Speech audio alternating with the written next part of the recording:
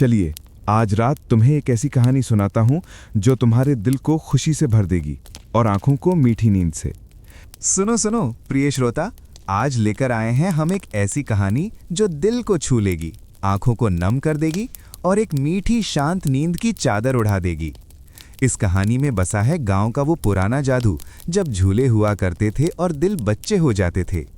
इस कहानी में है एक पिता का प्यार, एक बेटी का त्याग और एक मेले का नज़ार। तो अब आंखें बंद कर लो, तकिए को सहलाओ और डूब जाओ मेला और मड़ई की इस दुनिया में। ये कहानी है वो मीठी लोरी जो तुम्हें ले जाएगी सपनों की सैर पर और लौटाएगी ताजगी से भरी सुबह में। कहानी शुरू होती है। कभी कभी जिंदगी का सबसे बड़ा उपहार होता है एक शांत रात, एक मीठी नींद और उस नींद से पहले सुनाई जाने वाली एक कहानी। आज की ये कहानी ऐसी ही है, जहाँ गांव की मिट्टी की खुशबू है, जहाँ झूले की चरचराहट है, जहाँ एक बच्ची की मासूम इच्छाएं हैं और एक पिता का वो प्यार है जो हर सीमा तक जाता है। तो चलिए चलते हैं उस गांव में, जहाँ चल रही है मड़ई, जहाँ लगा है मेला और जहाँ शुरू हो रही है एक ऐसी यात्रा जो हमें याद दिलाएगी कि जिंदगी की सबसे बड़ी दौलत प्यार है, रिश्ते हैं और वो मुस्कान है जो हमें मीठी नींद दे जाती है। पूरी कहानी सुनने के बाद अगर अच्छी लगे तो हमें सब्सक्राइब ज़रूर करें। ऐसी ही और दिल को छू लेने वाली कहानियों के लिए बने रहिए हमारे साथ।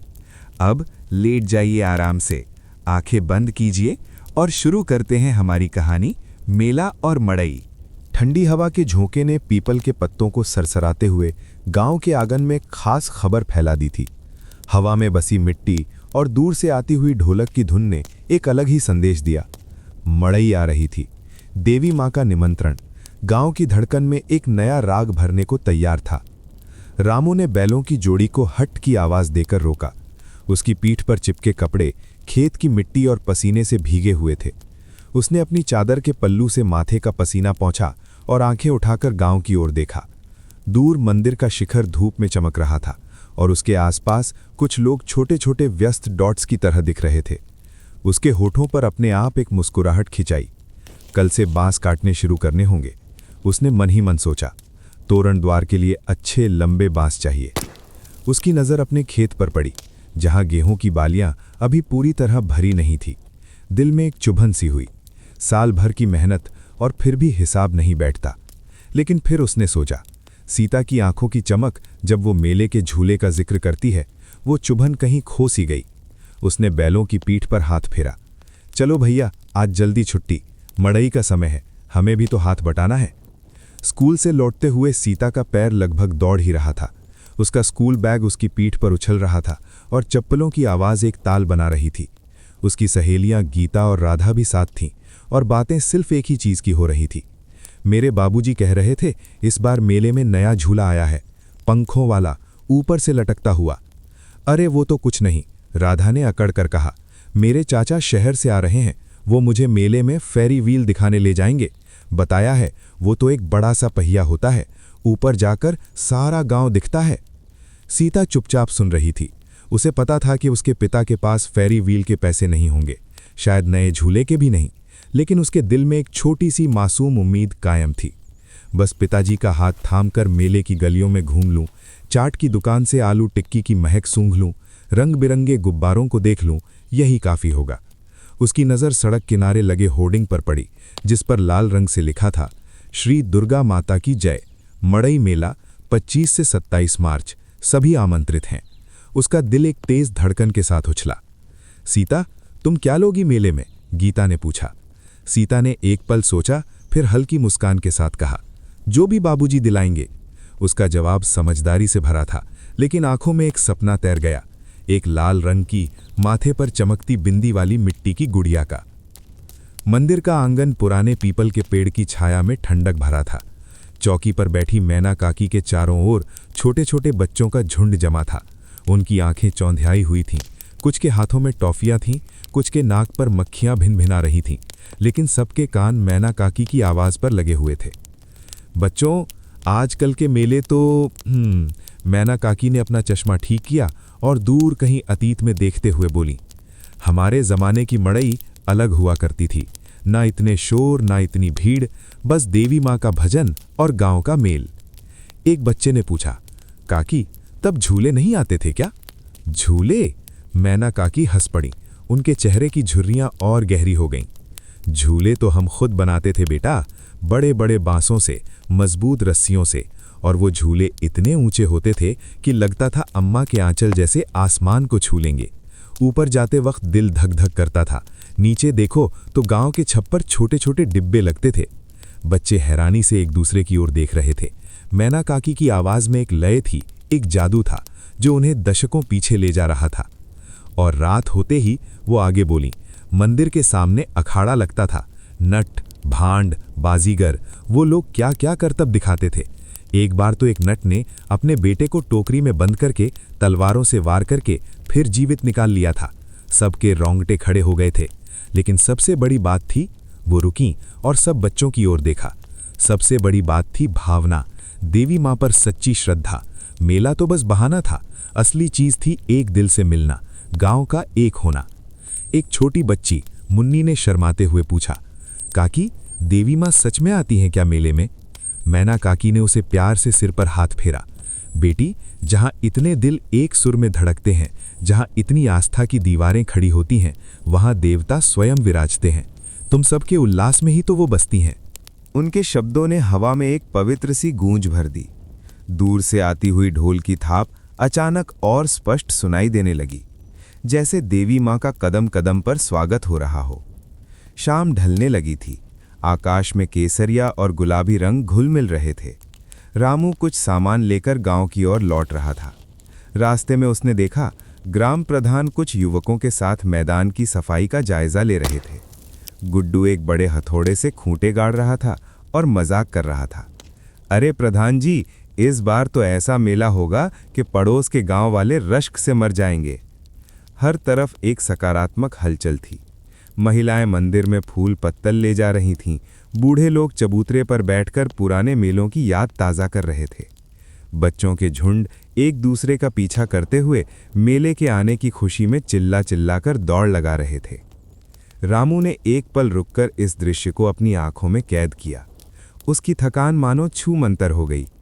ये नज़ारा, ये आहट, ये साझा उम्मीद, यही तो था उसके साधारण संघर्ष भरे जीवन का असली धन। उसने अपनी झोली में हाथ डाला। कल वो अपनी बचत के थोड़े से पैसों में से कुछ निकालेगा। शायद सीता के लिए एक छोटा सा गुब्बारा या शक्कर की बनी हुई कोई चीज़। बस उसकी आंखों में वो चमक देखनी है। उधर सीता अपने घर के आंगन में बैठी अपनी पुरानी गुड़िया के बाल बना रही थी, लेकिन उसका ध्यान दूर मंदिर से आती हुई घंटियों की आवाज़ पर था। उसने सोचा, मैना काकी ने सही कहा, ये सिर्फ मेला नहीं, कुछ और ही है। और मैना काकी अब भी चौकी पर बैठी थीं। उनकी नज़रें बच्चों के भागते हुए पैरों पर टिकी थीं। उनके चेहरे पर एक शांत, संतुष्ट मुस्कान थी। परंपरा की ये डोर एक पीढ़ी से दूसरी पीढ़ी को सौंपी जा रही थी। मड़ई की आहट सिर्फ ढोल नगाड़ों की नहीं थी, ये दिलों की धड़कनों की आहट थी, जो गांव की नस नस में गूंज रही थी। सूरज अस्त हो रहा था। पहला तारा टिमटिमाया और गांव की हवा में मेले का वादा एक मीठे गीत की तरह लहरा रहा था। मड़ई की आहट अब एक सुखद सच्चाई में बदलने को तैयार थी। रामू ने घर का कांचा दरवाज़ा खोला तो उसके शरीर से थकान ऐसे टपक रही थी जैसे सूखी लकड़ी से रस। दिन भर की मेहनत उसकी हड्डियों में भारी पत्थरों की तरह जम चुकी थी।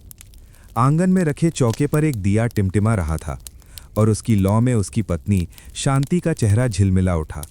वो चक्की पीस रही थी, हाथों का चक्कर उतना ही निरंतर और थका देने वाला जितना रामू का पूरा दिन। आ गए? शांति ने बिना रुके बस इतना कहा। उसकी आवाज़ में एक साधारण सी ऊष्मा थी। हाँ, रामू ने हल्की रस्सी को एक कोने में रखते हुए कहा। उसने हाथ मुंह धोया और चौके के पास आकर बैठ गया। दिया की रोशनी ने उसके चेहरे पर पड़ी चिंता की रेखाओं को और गहरा कर दिया। एक लंबी सांस लेकर उसने शुरुआत की। कल गांव वालों से बांस काटने जाना है, तोरण द्वार के लिए। अच्छा, शांति ने कहा। चक्की का चक्कर चलता रहा। फिर वो खामोशी टूटी। शांति, इस बार गेहूं की बालें भरी भरी नहीं लग रहीं। पिछले साल जितनी बरसात नहीं हुई, लगान तो देना ही है। और उसने एक क्षण रुककर अपनी जेब टटोली, मानो वहां से जवाब निकालेगा। मड़ली भी सिर पर आ गई है। चक्की की आवाज़ एक पल के लिए थमी। शांति ने आटे की ओर देखा, फिर उसकी ओर। कितनी कमी लग रही है। रामू ने आंखें बंद कर ली, मानो मन ही मन गणना कर रहा हो। 20 बोरी के बदले 12-13 ही हो पाएंगे। बाकी का ऋण तो पहले से है, बचेगा कुछ नहीं सिवाय नए सिरे से उधार लेने के। हवा में एक भारी सन्नाटा लटक गया। दिए की लौ एक ओर झुकी, फिर सीधी हो गई। उस छोटी सी लौ में पूरे घर की आर्थिक तस्वीर साफ दिख रही थी। टूटी हुई चारपाई, सीता के बस्ते पर लगा पैबंद, रसोई में रखे सीमित बर्तन। सीता तो पूछ रही थी कल से, मेले में क्या क्या देखेंगी, बच्ची है, उम्र है। रामू का सिर और नीचे झुक गया। यही तो वो कांटा था जो उसके दिल में चुभता था। मैं जानता हूं, पर इस बार शायद ही कुछ खरीद पाऊं। बस दिखा लाऊंगा, घुमा लाऊंगा। तभी दरवाजे के पीछे एक हल्की सी खरखराहट हुई। दोनों ने एक दूसरे की ओर देखा। रामू की आंखों में एक चिंता कौंधी। शांति ने मुश्किल से अपना सिर हिलाया। शायद बिल्ली होगी, लेकिन दोनों जानते थे सीता का कमरा उसी ओर था। बच्ची की नींद हल्की थी। सीता अपनी चारपाई पर करवट बदल रही थी। आंखें तो बंद थी, पर कान पूरे जाग रहे थे। बाबूजी की वो आवाज़ जो आम दिनों में दृढ़ और ऊर्जा से भरी होती थी, आज एक अलग ही भारीपन लिए हुए थी। 20 बोरी के बदले 12-13 ही हो पाएंगे। बाकी का ऋण तो पहले से है, बचेगा कुछ नहीं सिवाय नए सिरे से उधार लेने के। शब्द उसके कानों में गूंज रहे थे, जैसे कोई भारी चक्की उसके सीने पर पिस रही हो। उसने आंखें खोल दी। अंधेरे में छत पर पड़ी एक दरार से चांदनी की एक पतली लेखा आकर उसके हाथ पर पड़ रही थी। उसने अपनी पुरानी कपड़े से बनी गुड़िया को चुपके से और भी करीब खींच लिया। उसके मन में कोलाहल मचा हुआ था। एक तरफ तो मेले की वे सारी तस्वीरें थी जो उसने अपने मन में बना रखी थी, रंग बिरंगे झूले, चमचमाते खिलौने, गुड़िया के लाल जोड़े, और दूसरी तरफ था बाबूजी का वो थका हुआ, चिंतित स्वर। आंखें मूंदते ही नींद ने उसे एक अजीब से ख्वाब के दरिया में ढकेल दिया। वो एक विशाल रंगीन मेले में खड़ी है, लेकिन ये मेला हवा में तैर रहा है। उसके पैरों के नीचे जमीन नहीं, बादल हैं। दूर से भोला नट की आवाज आई, आओ सीता, चलो झूले पर। वो देखती है कि एक सोने और रुपहले रंगों से सजा झूला बादलों से बंधी रस्सियों के साथ उसकी ओर बढ़ता आ रहा है। वो उस पर बैठ जाती है। झूला ऊपर उठता है, इतना ऊपर कि गांव नीचे एक चित्रपुतली जैसा दिखने लगता है। हवा उसके बालों से खेल रही है। वो हंसती है और उसकी हंसी से आकाश में तारे टूट टूट कर नीचे गिरने लगते हैं। फिर दृश्य बदलता है। वो एक दुकान के सामने है जो पूरी तरह से चमकती हुई कांच से बनी है। अंदर हजारों खिलौने स्वयं चल फिर रहे हैं। एक लकड़ी का घोड़ा हिनहिनाता है, एक सैनिक झंडा लहराता है, और सबसे आगे एक शीशे के डब्बे में वही लाल मिट्टी की गुड़िया बैठी है जिसे उसने कल देखा था। वो उसकी ओर देखकर मुस्कुरा रही है। सीता दौड़कर दुकान के अंदर जाती है, लेकिन जैसे ही वो शीशे के डब्बे के पास पहुंचती है, दुकान का सारा चमकदार कांच एकाएक धुंधला पड़ने लगता है। खिलौने बेजान होकर रुक जाते हैं। उस लाल मिट्टी का रंग फीका पड़ने लगता है और वो धीरे धीरे साधारण मिट्टी में बदलती जाती है। वो उसे छूना चाहती है, लेकिन उसका हाथ शीशे के डब्बे से गुजर जाता है, मानो वो सिर्फ एक भ्रम हो। दुकान गायब हो जाती है। वो अचानक अपने खेत के किनारे खड़ी होती है। सामने बाबूजी हल चला रहे हैं, लेकिन बैलों की जगह हल स्वयं चल रहा है और बाबूजी की पीठ पर कोई बोझ दिखाई नहीं दे रहा। वो मुस्कुरा रहे हैं। उनकी आंखों में वो चिंता नहीं है जो कल थी। वो उनकी ओर दौड़ती है, लेकिन जितना दौड़ती है वो उतने ही दूर होते जाते हैं। बेटा, सीता। एक कोमल थपथपाहट ने उसे ख्वाब से बाहर खींच लिया। आंख खुली तो सामने बाबूजी का चेहरा था, जिस पर सुबह की पहली धूप पड़ रही थी। उनकी आंखें थोड़ी सूजी हुई लग रही थीं, लेकिन उनमें एक नरमी थी। सोते सोते क्या देख रही थी? रामू ने पूछा, उसके सिर पर हाथ फेरते हुए। मुस्कुरा रही थी, फिर मुंह बनाने लगी। सीता ने अपने ख्वाब के चमकदार टुकड़ों को जल्दी से संभाला और बैठ गई। उसने देखा माँ रसोई में चूल्हा जला रही थी। घर में सामान्य सी सुबह का शोर था, लेकिन कल रात का वो भारी वार्तालाप उसके दिल पर एक निशान छोड़ गया था। नाश्ता करते समय सीता चुप थी। उसने अपनी प्लेट में बची हुई रोटी के किनारे से खेलना शुरू कर दिया। रामू ने उसकी ओर देखा। उस चेहरे पर जो आम दिनों में सवालों और कहानियों से भरा रहता था, आज एक असामान्य गंभीरता थी। क्या हुआ? रामू ने पूछा, आवाज़ को जितना हो सके हल्का बनाते हुए। कुछ नहीं बाबूजी, सीता ने जल्दी से कहा और एक बड़ा सा कौर मुंह में डाल लिया। रामू का दिल भारी हो गया। वो जानता था, वो सब जानता था। बच्चे कितने संवेदनशील होते हैं। वे दीवारों के पार से भी चिंता के स्वर सुन लेते हैं, उदासी की गंध सूंघ लेते हैं। खाना खत्म करके सीता अपना बस्ता लेने उठी। रामू ने उसका हाथ थाम लिया। रुको जरा। सीता रुक गई। रामू उसके सामने झुका। उसने उसके दोनों कंधों पर हाथ रखे और सीधी आंखों में देखते हुए बोला, सुनो, कल मड़ई का पहला दिन है। शाम को जैसे ही तुम स्कूल से आओगी मैं तुम्हें लेने आऊँगा। हम मेले में जाएंगे। सीता की आंखों में एक क्षण के लिए वही पुरानी चमक लौट आई, लेकिन फिर तुरंत मध्यम पड़ गई। वो बोली, लेकिन बाबूजी, आपने कहा था कि कल बांस काटने। बांस काट लेंगे, दोपहर तक सारा काम निपटा लेंगे, रामू ने दृढ़ता से कहा। फिर उसकी आवाज़ में एक कोमल दरार आ गई। देखो बेटा, इस बार शायद मैं तुम्हें वो सब नहीं दिला पाऊं जो तुम्हारी दोस्तों के पास होगा। नया झूला, महंगे खिलौने, शायद नहीं। वो रुका, गले की एक गांठ को नीचे उतारा। पर मैं तुम्हें वादा करता हूं, हम साथ साथ घूमेंगे। तुम्हें जो कुछ भी देखना है दिखाऊंगा। और तुम जो एक चीज़ सबसे ज़्यादा चाहो, बस एक, उसे हम लेकर रहेंगे, चाहे जो हो। ये कहते हुए रामू की आंखें थोड़ी नम हो आई। ये वादा सिर्फ बेटी से नहीं था, ये खुद से, अपनी पिता की हैसियत से भी था। गरीबी उसकी जेब में पत्थर बांध सकती थी, लेकिन उसके प्यार के पंखों को नहीं काट सकती थी। सीता ने पिता के चेहरे को देखा, उनकी आंखों में छिपी चिंता और उस चिंता को ढकने की कोशिश कर रहा प्यार। उसका अपना छोटा सा दिल भर आया। उसने एक लंबी सांस ली और अपने चेहरे पर एक ऐसी मुस्कान बिखेर दी जो उसकी उम्र से कहीं ज्यादा समझदार थी। बाबूजी, उसने कहा, उसकी आवाज़ में एक मिठास थी, मुझे बस इतना चाहिए कि आप मेरे साथ रहो। मेला तो ऐसे भी देख लूंगी, आपके साथ घूमना ही मेरे लिए सबसे बड़ी चीज़ है। ये सुनकर रामू का सीना भावनाओं से इतना भर गया कि वो कुछ बोल नहीं पाया। उसने सीता को अपने सीने से लगा लिया। उसके बालों में अपना चेहरा दबाते हुए उसने एक आह भरी। वो आह थकान की नहीं, बल्कि एक ऐसे गर्व और प्यार की थी जिसका कोई मोल नहीं था। शांति दरवाजे पर खड़ी ये सब देख रही थी। उसकी आंखों से दो मोती सी आंसू की बूंदें गिर पड़ी, जो चूल्हे की आग में गिरकर एक छनछनाहट छोड़ गईं। सीता स्कूल के लिए निकली तो उसके कदमों में एक नई हल्कापन था। बाबूजी का वादा उसके दिल में एक गर्माहट भर गया था। ख्वाब में देखी गई चमकदार दुनिया अब उतनी महत्वपूर्ण नहीं लग रही थी। असली चमक तो बाबूजी की आंखों में थी, जब उन्होंने कहा था, हम साथ साथ घूमेंगे। रामू बांस काटने के लिए तैयार होने लगा।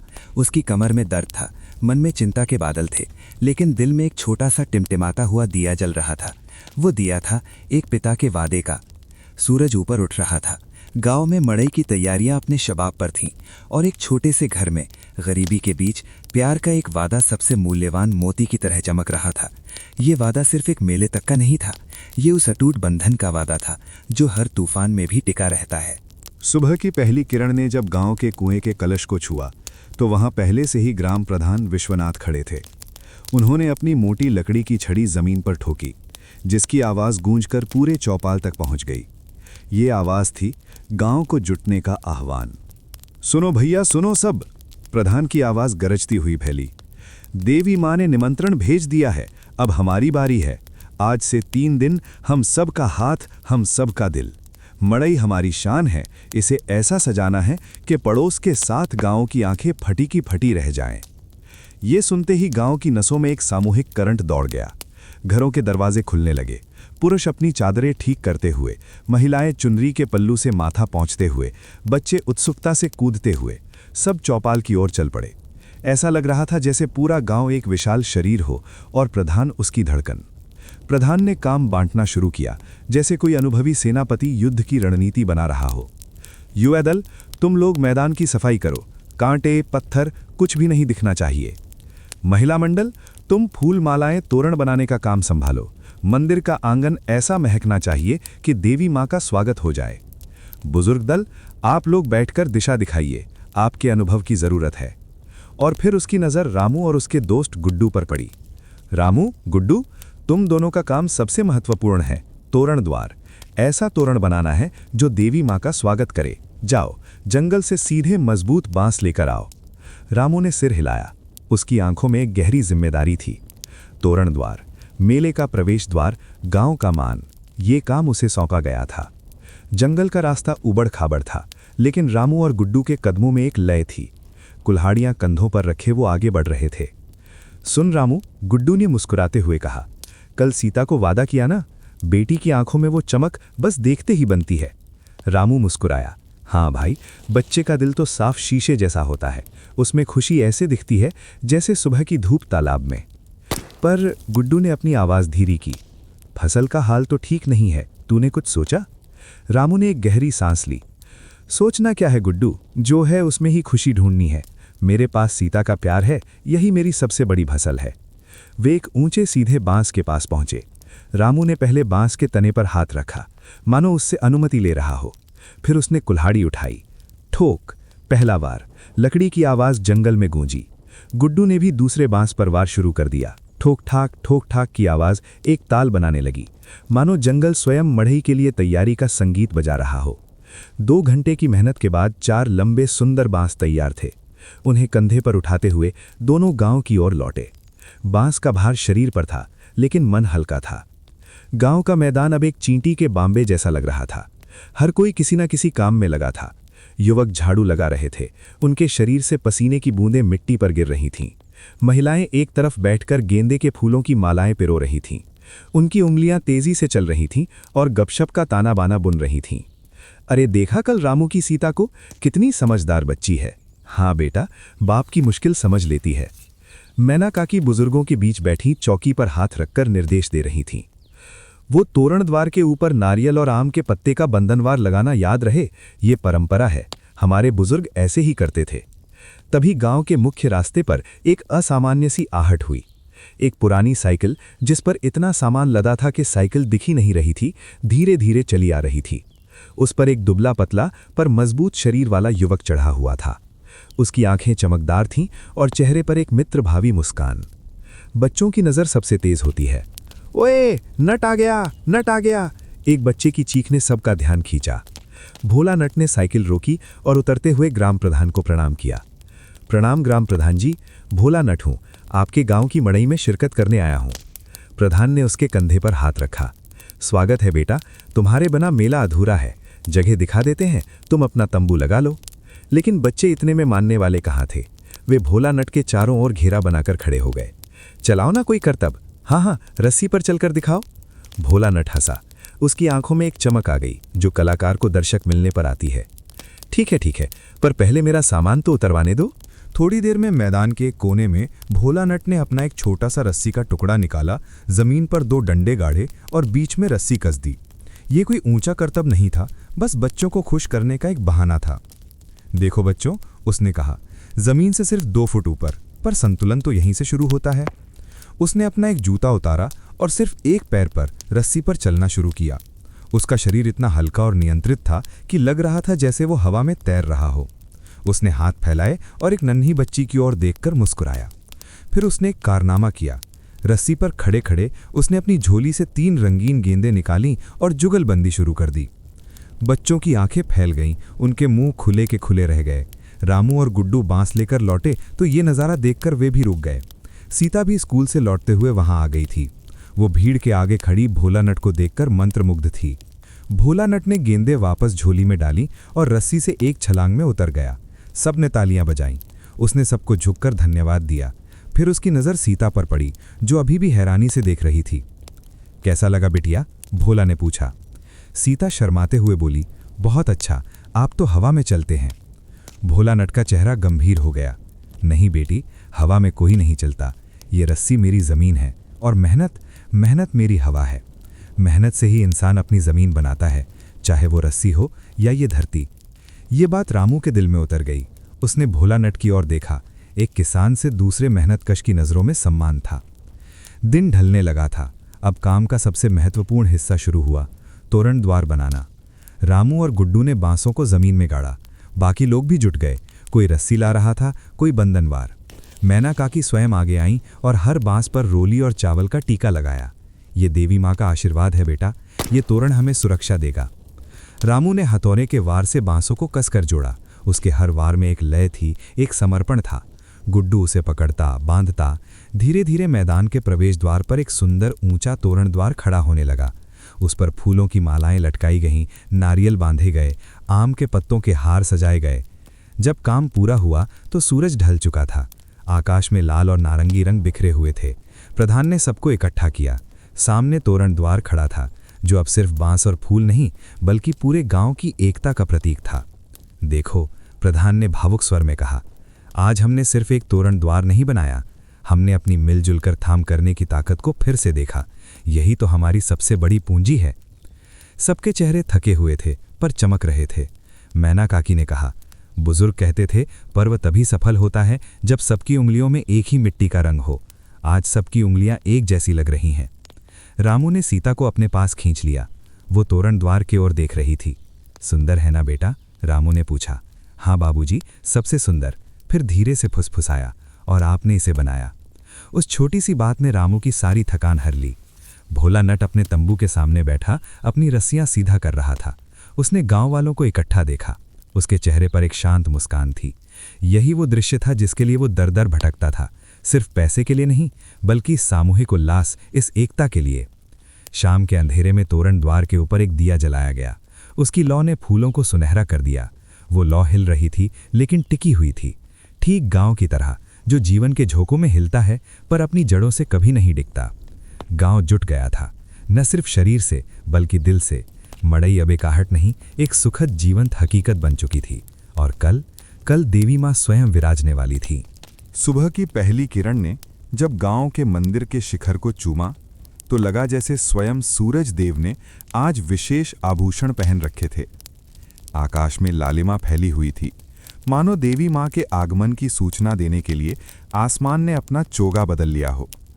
हवा में सुबह की ओस के साथ साथ एक अलग ही उत्साह घुला हुआ था, पवित्र, पुलकित, प्रफुल्लित। गांव की नींद आज किसी को नहीं आई थी। पहले कुक्कुट की बांग ने, फिर मंदिर की पहली घंटी ने और फिर ढोल के पहले बोल ने सबको जगा दिया था। आज का दिन साल भर का सबसे पवित्र दिन था, मड़ई का मुख्य दिवस, जब देवी माँ की पालकी गांव की परिक्रमा करेगी। रामू ने स्नान किया और साफ धोती पहनी। उसके चेहरे पर एक गंभीर श्रद्धा थी, जो आम दिनों के संघर्ष से बिल्कुल अलग थी। शांति ने उसे नए चावल और फूल दिए जो पूजा की थाली में सजे थे। देवी माँ सबका भला करेंगी, उसने कहा, आंखों में एक आस्था। हाँ, रामू ने कहा, बस यही प्रार्थना है। सीता भी तैयार हो चुकी थी। उसने अपनी लाल चुनरी पहनी थी, जो साल में 2 बार ही निकलती थी, होली पर और मड़ई पर। उसके बालों में गेंदे का फूल था। वो बेसब्री से इंतजार कर रही थी, लेकिन आज की बेसब्री में एक अलग ही श्रद्धा का भाव था। मंदिर का आंगन फूलों और धूप दीप से सज चुका था। ढोल नगाड़े वाले अपना स्थान संभाल चुके थे। बड़े बड़े ढोलक, ढोल, नगाड़े, शहनाई सभी चमक रहे थे। ढोलची हरिहर, जो आम दिनों में खेतों में मजदूरी करता था, आज उसके हाथों में ढोल के डंडे थे। उसकी आंखों में एक अलग ही तेज था। तभी मंदिर के गर्भगृह का पट खुला। एक सामूहिक सांस रुक गई। पुजारी ने देवी की छोटी सुंदर मूर्ति को स्नान कराया, वस्त्र पहनाए, आभूषण से सजाया।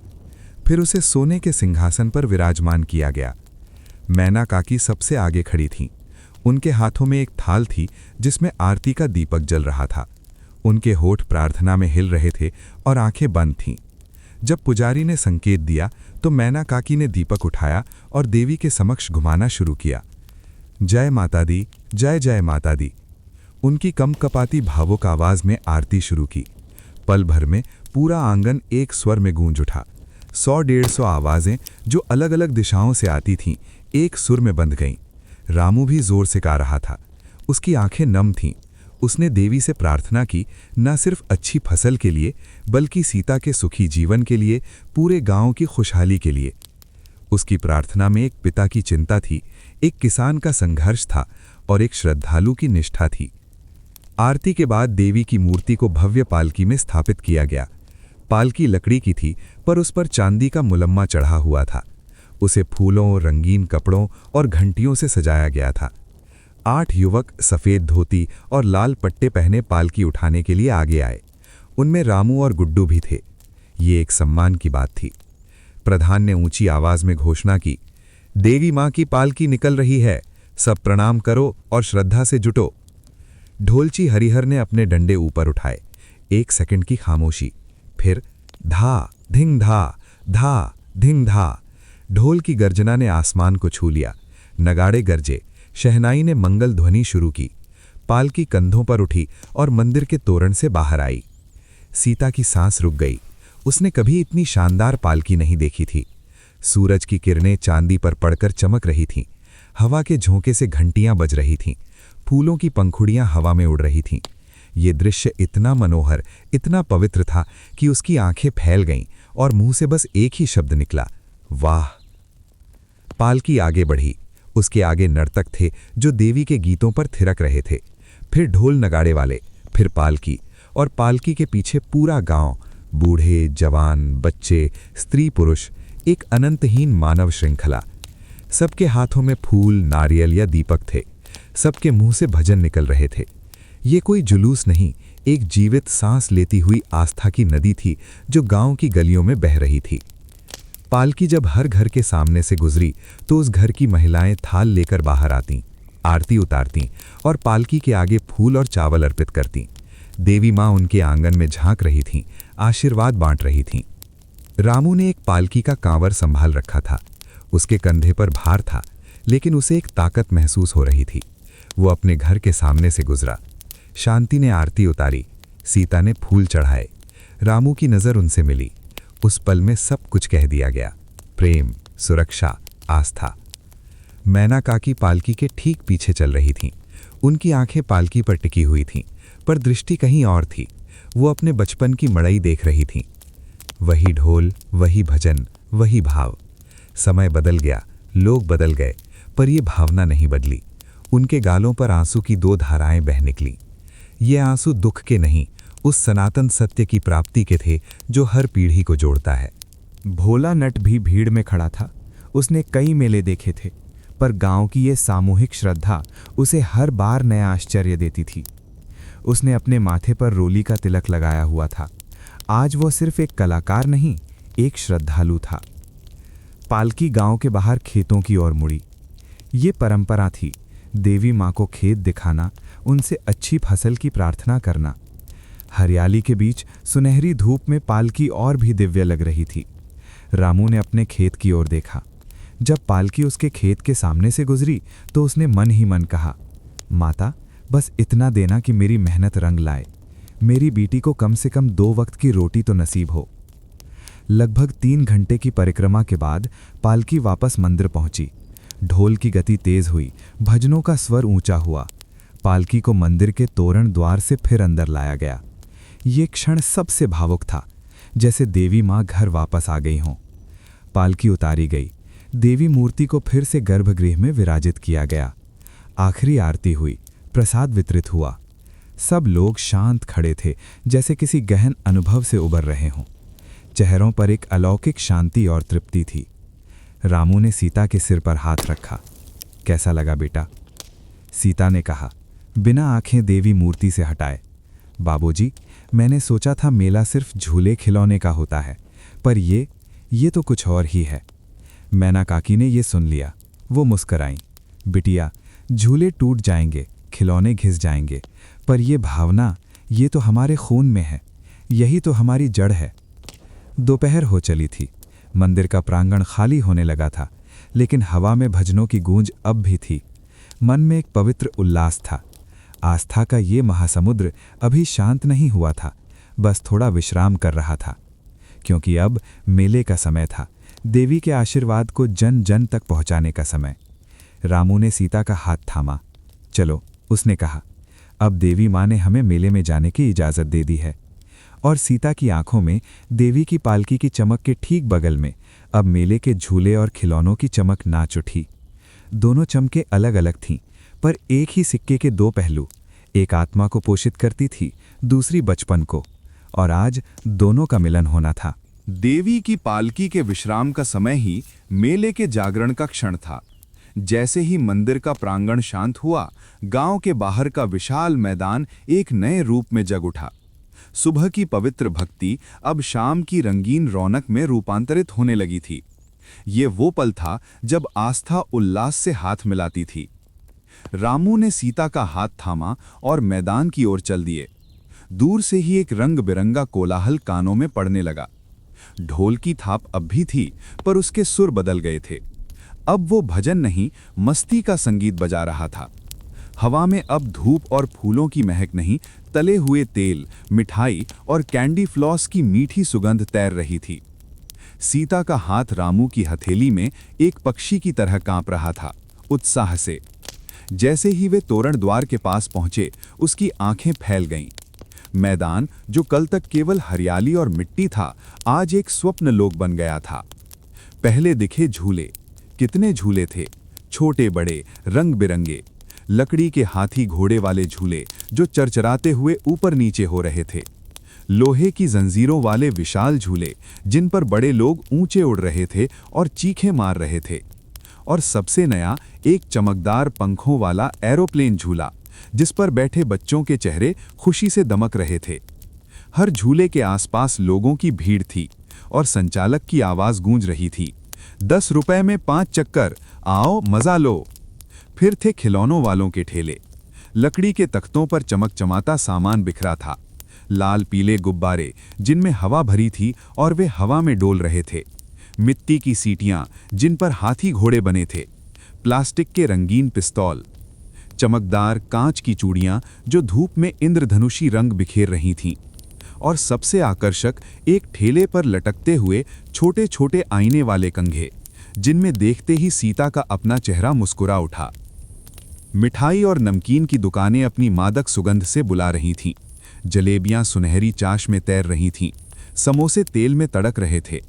चाट वाले ने आलू टिक्की पर जो धमाकेदार आवाज की, उससे सीता का मुंह में पानी भराया। कैंडी फ्लॉस वाला एक लकड़ी की छड़ी पर गुलाबी रुई जैसी मिठाई बना रहा था जो बच्चों के हाथों में बादल की तरह लग रही थी।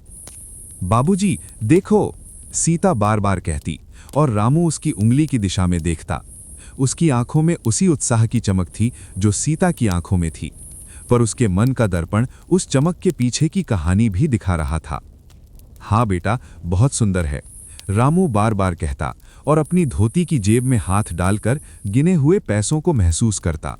उसकी मुट्ठी में केवल 50 रुपए थे, जिनमें से 20 तो घर के लिए नमक तेल के थे। बचे 30 रुपए। इन 30 रुपयों में वो सीता की दुनिया बसाना चाहता था। वो सीता को लेकर झूलों के पास गया। एक संचालक ने पुकारा, क्या बात है काका, बच्ची को झूले पर बिठाओ ना, 10 रुपए में 5 चक्कर। सीता की नज़र उस एरोप्लेन झूले पर गई जिस पर उसकी सहेली गीता बैठी हुई थी और हाथ हिला रही थी। पर फिर उसकी नज़र नीचे झुक गई। उसने रामू का हाथ और कसकर पकड़ लिया। चलो बाबूजी, आगे देखते हैं, सीता ने कहा। रामू का गला भर आया। उसने समझ लिया, 10 रुपए। वो 10 रुपए दे सकता था, पर क्या देकर? शायद कल सीता की कॉपी किताब के लिए या फिर घर में दाल के लिए। वे आगे बढ़े। एक दुकान पर सुंदर हाथ से बने कागज के फूल थे, एक अन्य पर चमकते हुए बिंदी चूड़ी का सामान। सीता हर चीज को गहराई से देखती, कभी कभी एक लम्हे के लिए रुक जाती, फिर अपने आप को समेटकर आगे बढ़ जाती। ये देखना रामू के लिए एक अदृश्य यातना थी। उसकी बेटी जो मेले के इस समुद्र में थी, पर एक तिनके की तरह बह रही थी, बिना किसी सहारे के। तभी वे एक दुकान के सामने पहुंचे जो बाकी सबसे अलग थी। ये कोई ठेला नहीं, बल्कि एक अस्थाई तंबू दुकान थी जिस पर बिजली के बल्बों की लड़ी चमक रही थी।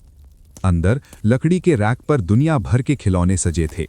यहाँ प्लास्टिक के नहीं, बल्कि कठगोलों से बने हाथ से रंगे हुए खिलौने थे।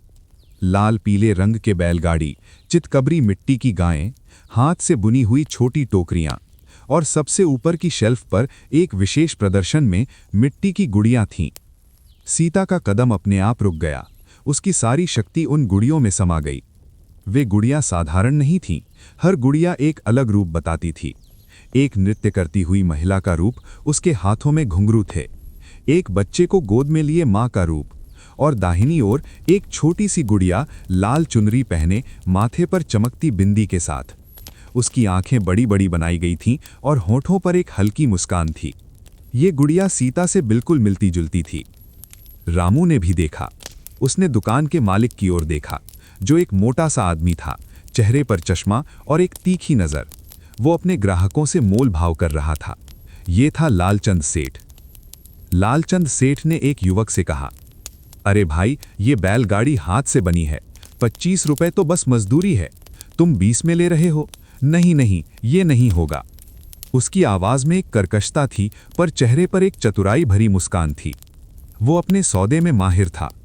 सीता लगभग 10 मिनट तक वहीं खड़ी रही, उस गुड़िया को निहारती रही। उसकी आंखों में वही सपने थे जो कल रात उसके ख्वाब में आए थे। उसने कल्पना की कि वो गुड़िया उसकी है, वो उसे अपने छोटे से कमरे में रखेगी, उसके लिए कपड़े सिलेगी, उससे बातें करेगी। रामू ने पूछा, पसंद है?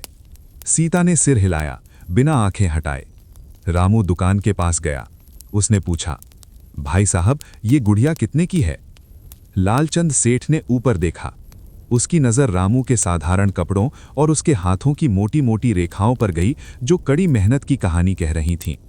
फिर उसकी नज़र सीता पर गई जो अब भी गुड़िया को देखे जा रही थी। वो लाल वाली? लालचंद ने पूछा। 60 रुपए, असली मिट्टी है, हाथ से रंगी हुई। शहर में ये दोगुने दामों में बिकेगी। 60 रुपए। शब्द रामू के कानों में बज गए, जैसे कोई भारी घंटा बजा हो। उसकी मुट्ठी में 30 रुपए थे, वो आधे से भी कम। उसने अपनी जेब में हाथ डाला, मानो कोई चमत्कार हो जाएगा और पैसे बढ़ जाएंगे, पर नहीं, केवल 3 चमकदार 10 रुपए के सिक्के थे। उसने सीता की ओर देखा। सीता ने उसकी मुश्किल को पढ़ लिया। वो धीरे से पीछे हट गई और रामू का हाथ खींचकर बोली, चलो बाबूजी, ये तो बहुत महंगी है। मुझे वो कांच की चूड़ियां ज्यादा अच्छी लगी, वो देखो ना पास में। ये कहकर वो रामू को दूसरी ओर ले गई, पर उसने एक आखिरी नज़र उस गुड़िया पर डाली, एक विदाई की नज़र। रामू का हृदय एक भारी पत्थर बन गया। उसने अपनी बेटी की आवाज़ में वो समझदारी सुनी थी जो उसकी उम्र से कहीं बड़ी थी। ये समझदारी उसे चुभ रही थी। वो चाहता था कि सीता जिद करे, रोए, गुड़िया मांगे, पर उसने ऐसा नहीं किया। उसकी समझदारी ही उसके बचपन का सबसे बड़ा त्याग था। वे चूड़ियों वाले ठेले के पास गए। सीता ने हरे रंग की चूड़ियां पसंद की जो 10 रुपए में 5 जोड़ी मिल रही थीं। रामू ने पैसे दिए। सीता ने चूड़ियां पहनी और अपनी कलाई हिलाकर देखा। उसने मुस्कुराने की कोशिश की। बहुत सुंदर हैं बाबूजी, धन्यवाद। पर उस मुस्कान में वो चमक नहीं थी जो गुड़िया को देखते समय थी।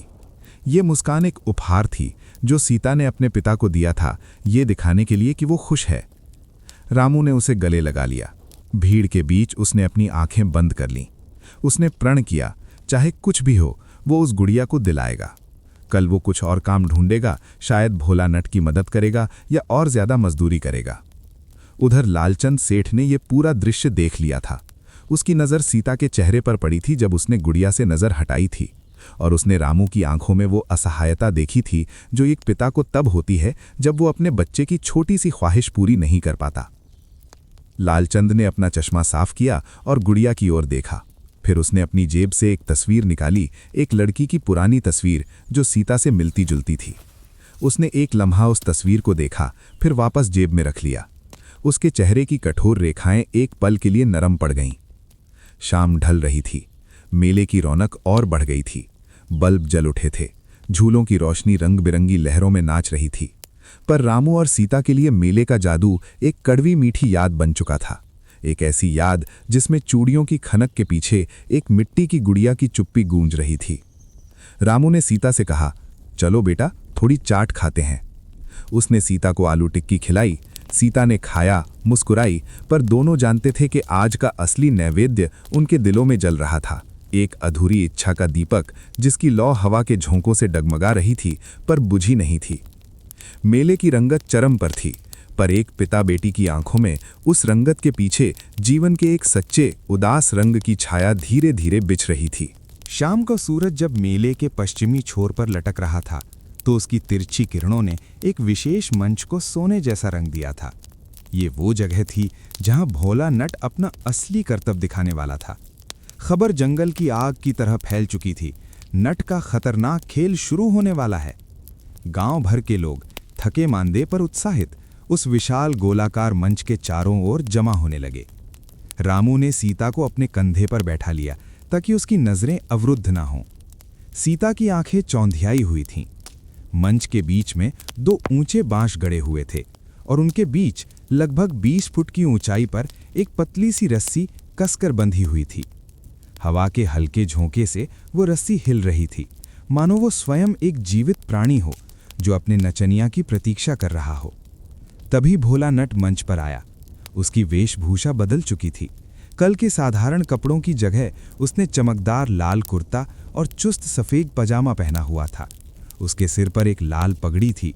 उसके हाथ में एक लंबा बांस का डंडा था जिसे संतुलन के लिए इस्तेमाल करना था। उसने भीड़ की ओर देखा, हल्का सा मुस्कुराया और हाथ जोड़कर प्रणाम किया। भीड़ ने जोरदार तालियां बजाकर जवाब दिया। आदरणीय दर्शकगण, भोला ने एक गंभीर पर आत्मविश्वास से भरी आवाज में कहा, जीवन एक रस्सी पर चलने जैसा है। नीचे गहरा गड्ढा, ऊपर असीम आकाश, बीच में बस ये पतला सहारा, और इस पर चलते हुए मुस्कुराना भी जरूरी है। ये कहकर उसने अपना बांस का डंडा रस्सी पर रखा और एक गहरी सांस ली। सन्नाटा छा गया। सैकड़ों आंखें उस पर टिक गईं। बच्चों ने अपनी सांसें रोक लीं। रामू ने सीता को और कसकर पकड़ा। भोला ने अपना पहला पैर रस्सी पर रखा। रस्सी हिली। भीड़ में एक सामूहिक हूं निकली। फिर दूसरा पैर। अब वो पूरी तरह रस्सी पर था। उसका शरीर एक पल के लिए डगमगाया, फिर स्थिर हो गया। उसने धीरे धीरे कदम बढ़ाने शुरू किए। हर कदम के साथ रस्सी हिलती और वो अपने बांस के डंडे से संतुलन बनाता। वो बिल्कुल मध्य में पहुंच गया। उसने वहां रुककर भीड़ की ओर देखा। फिर उसने कुछ ऐसा किया जिसकी किसी ने कल्पना भी नहीं की थी। उसने अपना डंडा रस्सी पर ही रख दिया और बिना किसी सहारे के दोनों हाथ फैलाकर खड़ा हो गया। भीड़ स्तब्ध थी। सीता की आंखें डरी हुई पर आश्चर्य से भरी थीं। रामू की सांस थम सी गई थी। वो भोला के हर मांसपेशी के तनाव को देख सकता था, उसकी पूरी एकाग्रता को महसूस कर सकता था। फिर भोला धीरे धीरे बैठ गया और रस्सी पर ही बैठे बैठे अपनी पगड़ी उतारकर उसे हवा में घुमाने लगा। ये करतब इतना सुंदर और खतरनाक था कि कई महिलाओं ने आंखें बंद कर लीं। पुरुष हैरानी से सिर हिला रहे थे। अंत में भोला ने फिर से खड़े होकर डंडा उठाया और रस्सी के अंत तक पहुंच गया। वहां पहुंचकर उसने मुड़कर देखा और वापस आने की जगह उसने रस्सी पर एक और करतब किया। उसने अपना डंडा नीचे फेंका और हाथों के बल रस्सी पर उल्टा चलना शुरू कर दिया। उसके पैर हवा में थे। उसकी पगड़ी लगभग गिरी पर नहीं गिरी। जब वो वापस मध्य में आया तो सीधा हो गया और एक छलांग लगाकर नीचे उतर आया। उसने जमीन को प्रणाम किया। तभी तालियों का तूफान छिड़ गया।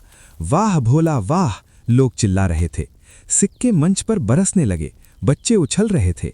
सीता ने अपने हाथ जोर जोर से पीटे। रामू का चेहरा प्रशंसा से चमक रहा था। उसने ऐसी निपुणता, ऐसी निडरता कभी नहीं देखी थी। करतब समाप्त हुआ। भीड़ धीरे धीरे बिखरने लगी, मेले की अन्य ओर खींचने लगी। रामू ने सीता को नीचे उतारा पर वो स्वयं वहीं खड़ा रहा।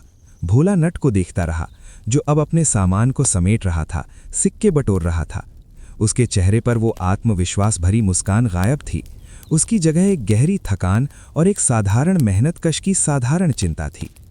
कुछ देर सोचने के बाद रामू आगे बढ़ा। बहुत खूब भाई, हमने जिंदगी में ऐसा करतब नहीं देखा। भोला नट ने ऊपर देखा और एक विनम्र मुस्कान दिखाई। शुक्रिया काका, बस रोजी रोटी का साधन है। रामू ने देखा कि भोला के हाथ कांप रहे थे। एड्रेनलिन का असर उतर रहा था। उसकी पीठ पर पसीने के निशान थे। ये वो दृश्य था जो दर्शक नहीं देख पाते। करतब के बाद की थकान, जोखिम की वास्तविकता। क्या तुम थोड़ी देर आराम करोगे?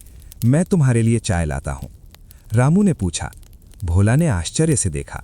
आमतौर पर लोग तालियां बजाकर चले जाते थे, कोई पीछे नहीं रुकता था। उसने हाँ में सिर हिलाया। रामू 2 कप गर्मा गर्म चाय लेकर आया। दोनों मंच के किनारे बने एक चबूतरे पर बैठ गए। सीता पास ही खड़ी थी, अभी भी भोला नट को एक हीरो की तरह देख रही थी। तुम्हारा हौसला बहुत ऊंचा है भाई, रामू ने कहा। इतनी ऊंचाई, डर नहीं लगता? भोला ने एक लंबी सांस ली। पहले लगता था काका, बहुत लगता था। अब डर नहीं, बस सम्मान लगता है, उस रस्सी का, उस ऊंचाई का। क्योंकि अगर एक पल भी ध्यान हटा तो। उसने अपना हाथ हवा में गिरते हुए पत्थर की तरह घुमाया, फिर वो चुप हो गया। थोड़ी देर की चुप्पी के बाद वो बोला, काका, ये रस्सी मेरे बाप दादा की विरासत है। हम नट समुदाय के हैं। पढ़ाई लिखाई नहीं हुई, बस यही कला सीखी। मेरे बाबूजी भी ऐसे ही मेलों में जाते थे। एक दिन रस्सी टूट गई। बाबूजी नीचे गिर गए। रामू की सांस रुक गई। सीता ने अपना मुंह हाथ से ढक लिया। भोला की आवाज सपाट थी, जैसे वो कोई दूसरी व्यक्ति की कहानी सुना रहा हो। उस समय मैं 10 साल का था। माँ ने कहा था पढ़ाई कर ले, ये काम छोड़ दे। पर हमारे पास और क्या था? जमीन नहीं, दुकान नहीं, बस ये हुनर। तो मैंने इसे ही अपनी जमीन बना लिया। उसने चाय का घूंट लिया। शुरुआत में बहुत गिरा, घाव हुए, हड्डी टूटी, पर हर बार गिरकर उठा, क्योंकि गिरने का डर ही इस कला का सबसे बड़ा शिक्षक है। अब मैं जानता हूं कि रस्सी का कौन सा रेशा कब टूटने वाला है, हवा का झोंका कब आएगा, ये रस्सी अब मेरी सबसे अच्छी दोस्त है। रामू ने सुना और उसे अपने खेत की याद आई। वो भी तो हर दिन एक तरह की रस्सी पर चलता था। मौसम की रस्सी, बाजार की रस्सी, फसल की रस्सी। एक सूखा, एक ओला और सब कुछ गिर सकता था, पर वो भी हर बार उठ खड़ा होता था। परिवार है? रामू ने पूछा। भोला की आंखें नम हो गईं। माँ बीमार हैं, गांव में हैं। पत्नी चली गई, कहा इस खतरनाक जीवन में नहीं रह सकती। एक बेटा था, छोटा सा, बुखार से चला गया। दवाई के पैसे नहीं जुटा पाया। उसने आंखें मली। अब तो बस माँ का खर्चा और अपना पेट है। इसीलिए ये रस्सी इतनी महत्वपूर्ण है काका। ये सिर्फ रस्सी नहीं, मेरी जीवन रेखा है। रामू का गला भराया। उसने सोचा था कि उसकी गरीबी, उसका संघर्ष सबसे बड़ा है, पर आज उसने एक और संघर्ष देखा जिसमें जीवन ही दांव पर लगा होता है, हर दिन। और फिर भी भोला मुस्कुराता था, लोगों को खुशी देता था। तुम्हारी हिम्मत की दाद देनी चाहिए भाई, रामू ने भावुक होकर कहा। हम तो बस जमीन पर ही संघर्ष करते रह जाते हैं, तुम आकाश से लड़ते हो। भोला ने मुस्कुराकर कहा, नहीं काका, लड़ाई तो एक ही है, चाहे रस्सी हो या जमीन। बस नीचे देखना नहीं है। नीचे देखोगे तो डर लगेगा, चक्कर आएगा। आगे देखना है, अपने सामने के लक्ष्य को। और उसकी नज़र सीता पर पड़ी, जो अब भी उसे अपनी बड़ी बड़ी आंखों से देख रही थी। और उन चेहरों को देखना है जो तुम्हारी इस मेहनत से खुश होते हैं। जब ये बच्चे ताली बजाते हैं, मुस्कुराते हैं, तो लगता है सब कुछ सार्थक है। ये बात रामू के दिल में उतर गई। ठीक वैसे ही जब सीता उसके लिए बनी रोटी खाती है या उसके साथ खेत में बैठती है, तो उसकी सारी थकान मिट जाती है। उन दोनों की मेहनत का उद्देश्य एक ही था, एक मुस्कान, एक बच्चे की मासूम निश्चल मुस्कान। तुम कल भी यहाँ रहोगे? रामू ने पूछा। हाँ, 2 दिन और, फिर अगले गांव की मड़ई में जाना है। अच्छा। रामू उठ खड़ा हुआ। उसने भोला के कंधे पर हाथ रखा। भगवान तुम्हारा भला करे, तुम्हारी हिम्मत हम सबके काम आए। भोला ने उसका हाथ अपने हाथ से दबाया। 2 मेहनतकशों की हथेलियां एक दूसरे की कहानी समझ रही थीं। एक में मिट्टी के छाले थे, दूसरे में रस्सी के निशान। रामू सीता का हाथ पकड़कर वहां से चला गया। शाम गहरा रही थी, मेले की रोशनी और तेज हो गई थी, पर रामू की आंखों के सामने अब झूले और खिलौने नहीं, वो रस्सी थी और उस पर चलता हुआ एक इंसान जो अपनी पूरी जिंदगी दांव पर लगाकर दूसरों के चेहरे पर मुस्कान बिखेर रहा था। सीता ने पूछा, बाबूजी, भोला काका बहुत बहादुर हैं, है ना? हाँ बेटा, सबसे ज्यादा बहादुर। पर वो बहुत दुखी लगे। रामू ने उसे गले लगा लिया। हाँ बेटा, अक्सर जो लोग दूसरों को सबसे ज्यादा खुशी देते हैं, उनके अपने दिल में दुख का एक कोना होता है, पर वे उस दुख को ही अपनी ताकत बना लेते हैं। उस रात जब सीता सो गई तो रामू अपनी चारपारी पर बैठा भोला की कहानी सोचता रहा। उसने अपनी हथेलियां देखीं, कठोर, खुरदुरी, मिट्टी से सनी हुई। फिर उसने कल्पना की भोला की हथेलियां, पतली पर रस्सी से पकी हुई, पसीने से चमकती हुई। दोनों अलग थीं, पर एक ही भाषा बोलती थीं, मेहनत की भाषा। उसे एहसास हुआ कि वो अकेला नहीं है। इस विशाल दुनिया में हर कोई किसी न किसी रस्सी पर चल रहा है, कोई जमीन की रस्सी पर, कोई हवा की रस्सी पर, और सबका लक्ष्य एक ही है, संतुलन बनाए रखना, गिरे बिना आगे बढ़ना और अपने प्रियजनों के चेहरे पर एक टिकी हुई मुस्कान के लिए। भोला नट की रस्सी अब सिर्फ एक करतब का साधन नहीं रह गई थी, वो हर उस इंसान का प्रतीक बन गई थी जो गरीबी, दुख और अनिश्चितता के उबड़ खाबड़ रास्ते पर अपना संतुलन बनाए हुए आगे बढ़ने का साहस जुटाता है। और कभी कभी उस रास्ते पर 2 अजनबी हाथ मिल जाते हैं और एक दूसरे को ये बताने के लिए काफ़ी होते हैं, तुम अकेले नहीं हो, हम सब रस्सी पर जिंदगी जी रहे हैं। मेले की रात अपने चरम पर थी। हजारों बल्ब और पेट्रोमैक्स के जगमगाते प्रकाश ने अंधेरे को दूर खदेड़ दिया था, मानो दिन ने रात से एक अतिरिक्त पाली मांग ली हो। ये वो समय था जब मेले का जादू सबसे गहरा होता है, जब थकान उत्साह में घुल जाती है और चेहरों पर कीचड़ और पसीने के निशान भी खुशी की रोशनी में नहा जाते हैं। रामू और सीता एक बार फिर मेले की गलियों में थे। सीता की कलाई पर हरी चूड़ियां खनखना रही थीं, पर उसकी आंखें अनजाने ही उसी रास्ते पर चल पड़ी थीं जहां लालचंद सेठ की दुकान थी। जैसे उस गुड़िया में कोई चुंबकीय खिंचाव था जो उसे अपनी ओर खींच रहा था। दुकान के पास पहुंचते ही रामू का दिल भारी हो गया। उसने सोचा था कि शायद वो दुकान बंद हो गई होगी या गुड़िया बिक गई होगी, पर नहीं, वो लाल गुड़िया अभी भी वहीं थी, शीशे के डब्बे में, बल्ब की सीधी रोशनी में, और भी चमकदार, और भी सुंदर लग रही थी। उसकी मिट्टी का लाल रंग गहरा और जीवंत लग रहा था और उसकी बनी हुई आंखों में एक जादू सा था जो सीधे देखने वाले के दिल में उतर जाता था। सीता दुकान के सामने जड़वत खड़ी हो गई। उसकी सारी देह भाषा बदल गई। उसकी आंखों की चमक, जो पूरे दिन झूले और खिलौनों को देखते हुए फीकी पड़ती रही थी, अचानक पूरी तीव्रता से जगमगा उठी। उसके होंठ हल्के से खुले थे और एक मासूम लालसा भरी मुस्कान उसके चेहरे पर बिखर गई थी। वो उस गुड़िया को देख रही थी, मानो वो कोई जीवित सखी हो जो उससे बात करना चाहती हो। रामू ने ये सब देखा। उसकी अपनी आंखों में एक दर्द उठा। ये वही नज़ारा था जो किसी पिता को सबसे ज्यादा कचोटता है, अपने बच्चे की निर्दोष गहरी इच्छा जिसे पूरा करने की ताकत उसके पास ना हो। लालचंद सेठ दुकान के पीछे बैठा हुआ था, एक छोटी सी किताब में कुछ लिख रहा था, शायद आज की कमाई का हिसाब। उसने ऊपर देखा। उसकी नज़र पहले रामू पर पड़ी, फिर सीता पर। उसने सीता के चेहरे के भाव को पढ़ लिया। वो भाव उसे परिचित लगा, बहुत परिचित। रामू ने हिम्मत जुटाई। उसने सीता के कंधे पर हाथ रखा और दुकान के पास बढ़े। भाई साहब, उसने आवाज दी। लालचंद ने चश्मा ठीक किया। हाँ कहिए। ये गुड़िया, रामू ने कहा। उसकी आवाज में एक कंपकंपी थी। इसका भाव क्या है? लालचंद सेठ ने गुड़िया की ओर देखा, फिर रामू की ओर। उसकी आंखों में एक पल के लिए कुछ चमका, फिर तुरंत उसने वही सौदेबाजी वाली चमक धारण कर ली। अरे ये तो हमारी शोपीस है, असली मिट्टी, हाथ से गढ़ी हुई, हाथ से रंगी हुई। देखिए ना कितना काम है इसमें। वो उठा और गुड़िया वाला डब्बा लेकर सामने आ गया। ये कोई साधारण प्लास्टिक का खिलौना नहीं है, ये तो कलाकृति है। सीता की आंखें गुड़िया के और करीब आ गईं। अब वो उस पर बनी बारीक नक्काशी देख सकती थीं। चुनरी पर छोटे छोटे फूल, हाथों में बने छल्ले। उसकी सांसें तेज हो गईं। तो दाम? रामू ने दोबारा पूछा। उसका गला सूख रहा था। लालचंद ने एक नाटकीय अंदाज में सिर हिलाया। आपको पसंद आई है तो मैं कम कर दूंगा।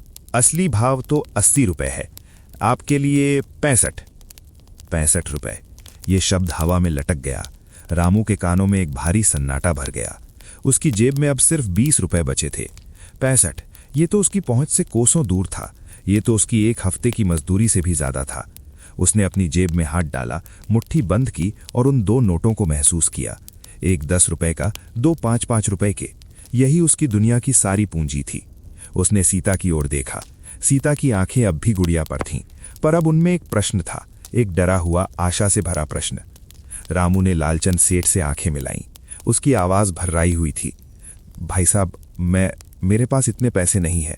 मैं एक छोटा किसान हूं। इस बार फसल भी कम हुई है। क्या और कम कर सकते हो? लालचंद के चेहरे पर एक क्षण के लिए अविश्वास की रेखा उभरी। फिर उसने रामू के कपड़ों, उसके जूते, उसके हाथों को गौर से देखा। उसकी नजर में एक तरह की बेरुखी आ गई। काका, ये कलाकारी है, इतनी मेहनत लगती है इसे बनाने में। 50 रुपए से कम तो हो ही नहीं सकता। ये मेरी अंतिम कीमत है। 50? फिर भी असंभव। रामू का सिर नीचे झुक गया। उसने सीता के पास घुटने टेके, उसकी आंखों के सामने अपना चेहरा लाया। उसकी आवाज में एक दर्द था जो एक पिता ही महसूस कर सकता है। सुनो बेटा सीता, पिताजी के पास अभी इतने पैसे नहीं हैं। देख नहीं रही सेठ जी कितना कम कर रहे हैं। फिर भी उसका गला रुंध गया। पर मैं वादा करता हूं, अगली फसल अच्छी हुई तो तुम्हारे लिए ऐसी ही गुड़िया लेकर आऊंगा, शहर से लेकर आऊंगा। वो रुका, आंखों में जमा आंसुओं को रोकने की कोशिश करते हुए। आज के लिए हम और कुछ देख लेते हैं। तुम्हें जो भी पसंद हो 20 रुपए में वही ले लेना। ये कहना रामू के लिए एक तलवार से छाती चीरने जैसा था। अपनी सीमा का एहसास कराना, अपनी असहायता कबूल करना। सीता ने पिता के चेहरे को देखा। उसने उन आंखों में छिपी पीड़ा को पढ़ लिया, उस माथे पर बल पड़ी चिंता की रेखाओं को समझ लिया। उसने दुकान के पीछे लालचंद सेठ की ओर देखा, जो अभी भी गुड़िया को पोंछ रहा था, मानो उसकी कीमत और बढ़ाना चाहता हो। एक लंबी सांस रोके हुए पल के बाद सीता ने एक गहरी सांस ली। उसके चेहरे पर एक अद्भुत परिवर्तन आया। वो लालसा, वो तड़प, वो बचकानी जिद सब एक झटके में विलीन हो गई। उसकी जगह एक ऐसी समझदारी आ गई जो उसकी उम्र से कहीं बड़ी थी। उसने अपने पिता का हाथ अपने दोनों हाथों में लिया और फिर वो मुस्कुराई, एक कोमल, स्नेह से भरी, दिल को छू लेने वाली मुस्कान। कोई बात नहीं पिताजी, उसने कहा। उसकी आवाज इतनी मधुर, इतनी निश्चल थी कि आसपास का शोर भी एक पल के लिए थमसा गया लगा। वो फिर दुकान की ओर मुड़ी और लालचंद सेठ से बोली, धन्यवाद काका, हमें दिखाने के लिए। यह बहुत सुंदर है। ये कहकर वो रामू का हाथ खींचकर दुकान से दूर चलने लगी। उसने एक बार पीछे मुड़कर नहीं देखा। उसकी पीठ सीधी थी और चूड़ियां खनखना रही थीं। पर रामू जानता था कि उस छोटी सी पीठ पर कितना बड़ा त्याग का बोझ लदा हुआ था। रामू उसके पीछे चलता रहा, आंखें नम, गला भरा हुआ। उसे अपनी बेटी पर इतना गर्व हो रहा था कि वो फूट न पड़े, पर साथ ही एक गहरा दुख, एक कसक भी थी। काश उसके पास वो 50 रुपए होते। पर इस पूरे दृश्य में सबसे बड़ा परिवर्तन लालचंद सेठ के चेहरे पर हुआ। जब सीता ने वो वाक्य कहा, कोई बात नहीं पिताजी, मुझे बस देखना अच्छा लगा, तो लालचंद का हाथ जो गुड़िया को पहुंच रहा था अचानक रुक गया।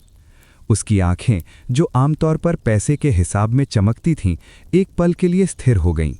उसने सीता के चेहरे को देखा, उस मुस्कान को, उस स्वीकार को, उस समझदारी को। फिर उसकी नज़र रामू के कंधों पर पड़ी, जो थके हुए झुके थे, फिर भी अपनी बेटी के लिए सीधी रखने की कोशिश कर रहे थे। लालचंद के चेहरे की कठोर रेखाएं धीरे धीरे पिघलने लगीं। उसकी भौहें जो सौदेबाजी के समय तनी रहती थीं, ढीली पड़ गईं। उसके होठों के कोने जो आमतौर पर मुनाफे की एक चालाक मुस्कान छुपाए रहते थे, कांपने लगे। उसने बिना सोचे अपनी जेब में हाथ डाला और वो पुरानी तस्वीर निकाल ली, जिसे उसने कल देखा था। तस्वीर में उसकी बेटी थी, जब वो सीता जितनी ही थी। वो भी ऐसे ही मुस्कुराती थी, वो भी कहती थी, बाबूजी कोई बात नहीं। 1 साल पहले की बात थी। बुखार, शहर का अस्पताल। डॉक्टर ने महंगी दवाई लिखी थी। लालचंद के पास पैसे नहीं थे।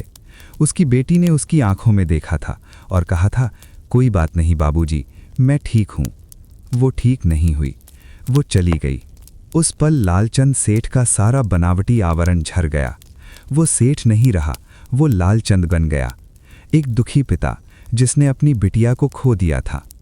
उसकी आंखें भर आईं। उसने तेजी से चश्मा उतारा और आंखें पोंछ लीं। उसने देखा रामू और सीता भीड़ में खोते जा रहे थे। सीता की लाल चुनरी का एक टुकड़ा अभी दिख रहा था। लालचंद ने गुड़िया को हाथ में लिया। उसने उसकी चिकनी मिट्टी को महसूस किया। ये गुड़िया उसकी बेटी के लिए नहीं थी। उसकी बेटी तो चली गई थी, पर आज सीता की आवाज़ में उसे अपनी बेटी की आवाज़ सुनाई दी थी, उसी त्याग की, उसी प्यार की। उसने डब्बे से एक नरम कपड़ा निकाला और गुड़िया को ध्यान से लपेटा। फिर उसने एक छोटा सा लाल रिबन बांधा। उसके हाथ कांप रहे थे। दुकान के पास एक लड़का खड़ा था जो उसका भांजा था। लालचंद ने उसे आवाज़ दी, सुरेश ज़रा यहाँ आ। हाँ मामा जी, क्या हुआ? जा, वो देख रहा है ना, वो काका और उनकी बेटी, लाल चुनरी वाली बच्ची। जा उन्हें ढूंढ कर ला, जल्दी। सुरेश ने हैरानी से देखा, क्यों मामा जी, क्या हुआ? जा। लालचंद की आवाज़ में एक अलग ही जल्दी, एक अलग ही भावना थी। बस जा और उन्हें लेकर आ। कहना कि गुड़िया के बारे में कुछ और बात करनी है। सुरेश भागा। लालचंद सेठ वापस अपनी स्टूल पर बैठ गया। उसने गुड़िया को अपने सामने रखा। उसकी आंखें अब भी नम थीं। उसने अपने दिल से पत्थर की एक परत उतार फेंकी थी, जो सालों से मुनाफे और सौदेबाजी से चढ़ गई थी। उसने सोचा, 50 रुपए, 50 रुपए में क्या मिलता है? एक दिन का खाना, एक छोटा सा मुनाफा। पर उस बच्ची की मुस्कान, उस पिता की राहत, उसका कोई दाम नहीं है। और उस पल लालचंद सेठ ने महसूस किया कि कुछ चीज़ों की कीमत रुपए पैसे में नहीं, दिल के एक कोने में जमा हुई यादों और प्यार में होती है। और कभी-कभी एक गुड़िया सिर्फ एक गुड़िया नहीं, एक खोई हुई मुस्कान को वापस लाने का रास्ता बन जाती है। मेले की रात की आखिरी पहर थी। आधे से ज्यादा ठेले बंद हो चुके थे। झूलों की रोशनी कम हो गई थी और संचालक थके हुए अपने अपने गद्दे बिछा रहे थे। बच्चे अब उतने उत्साहित नहीं थे। कई तो पिता की गोद में या माँ की पीठ पर लदे ऊँग रहे थे। हवा में अब भीड़ का शोर नहीं, बल्कि एक सुस्त संतुष्ट गुंजार थी, जैसे मेला भी एक जीवित प्राणी हो और अब उसे विश्राम की जरूरत हो। रामू ने सीता को एक चाट के ठेले पर बैठाया। उसने 2 प्लेट आलू टिक्की मंगवाई। प्लेटें आईं तो उसने देखा सीता की प्लेट में एक अतिरिक्त समोसा था। वो ठेले वाले की ओर देखने ही वाला था कि ठेले वाले ने हल्के से इशारा किया, बच्ची को दे दो काका, आज का आखिरी है। ये छोटा सा उपहार रामू के दिल को छू गया। गांव का मेला सिर्फ खरीदारी नहीं, रिश्तों का बाजार भी था। सीता ने चाट खाई।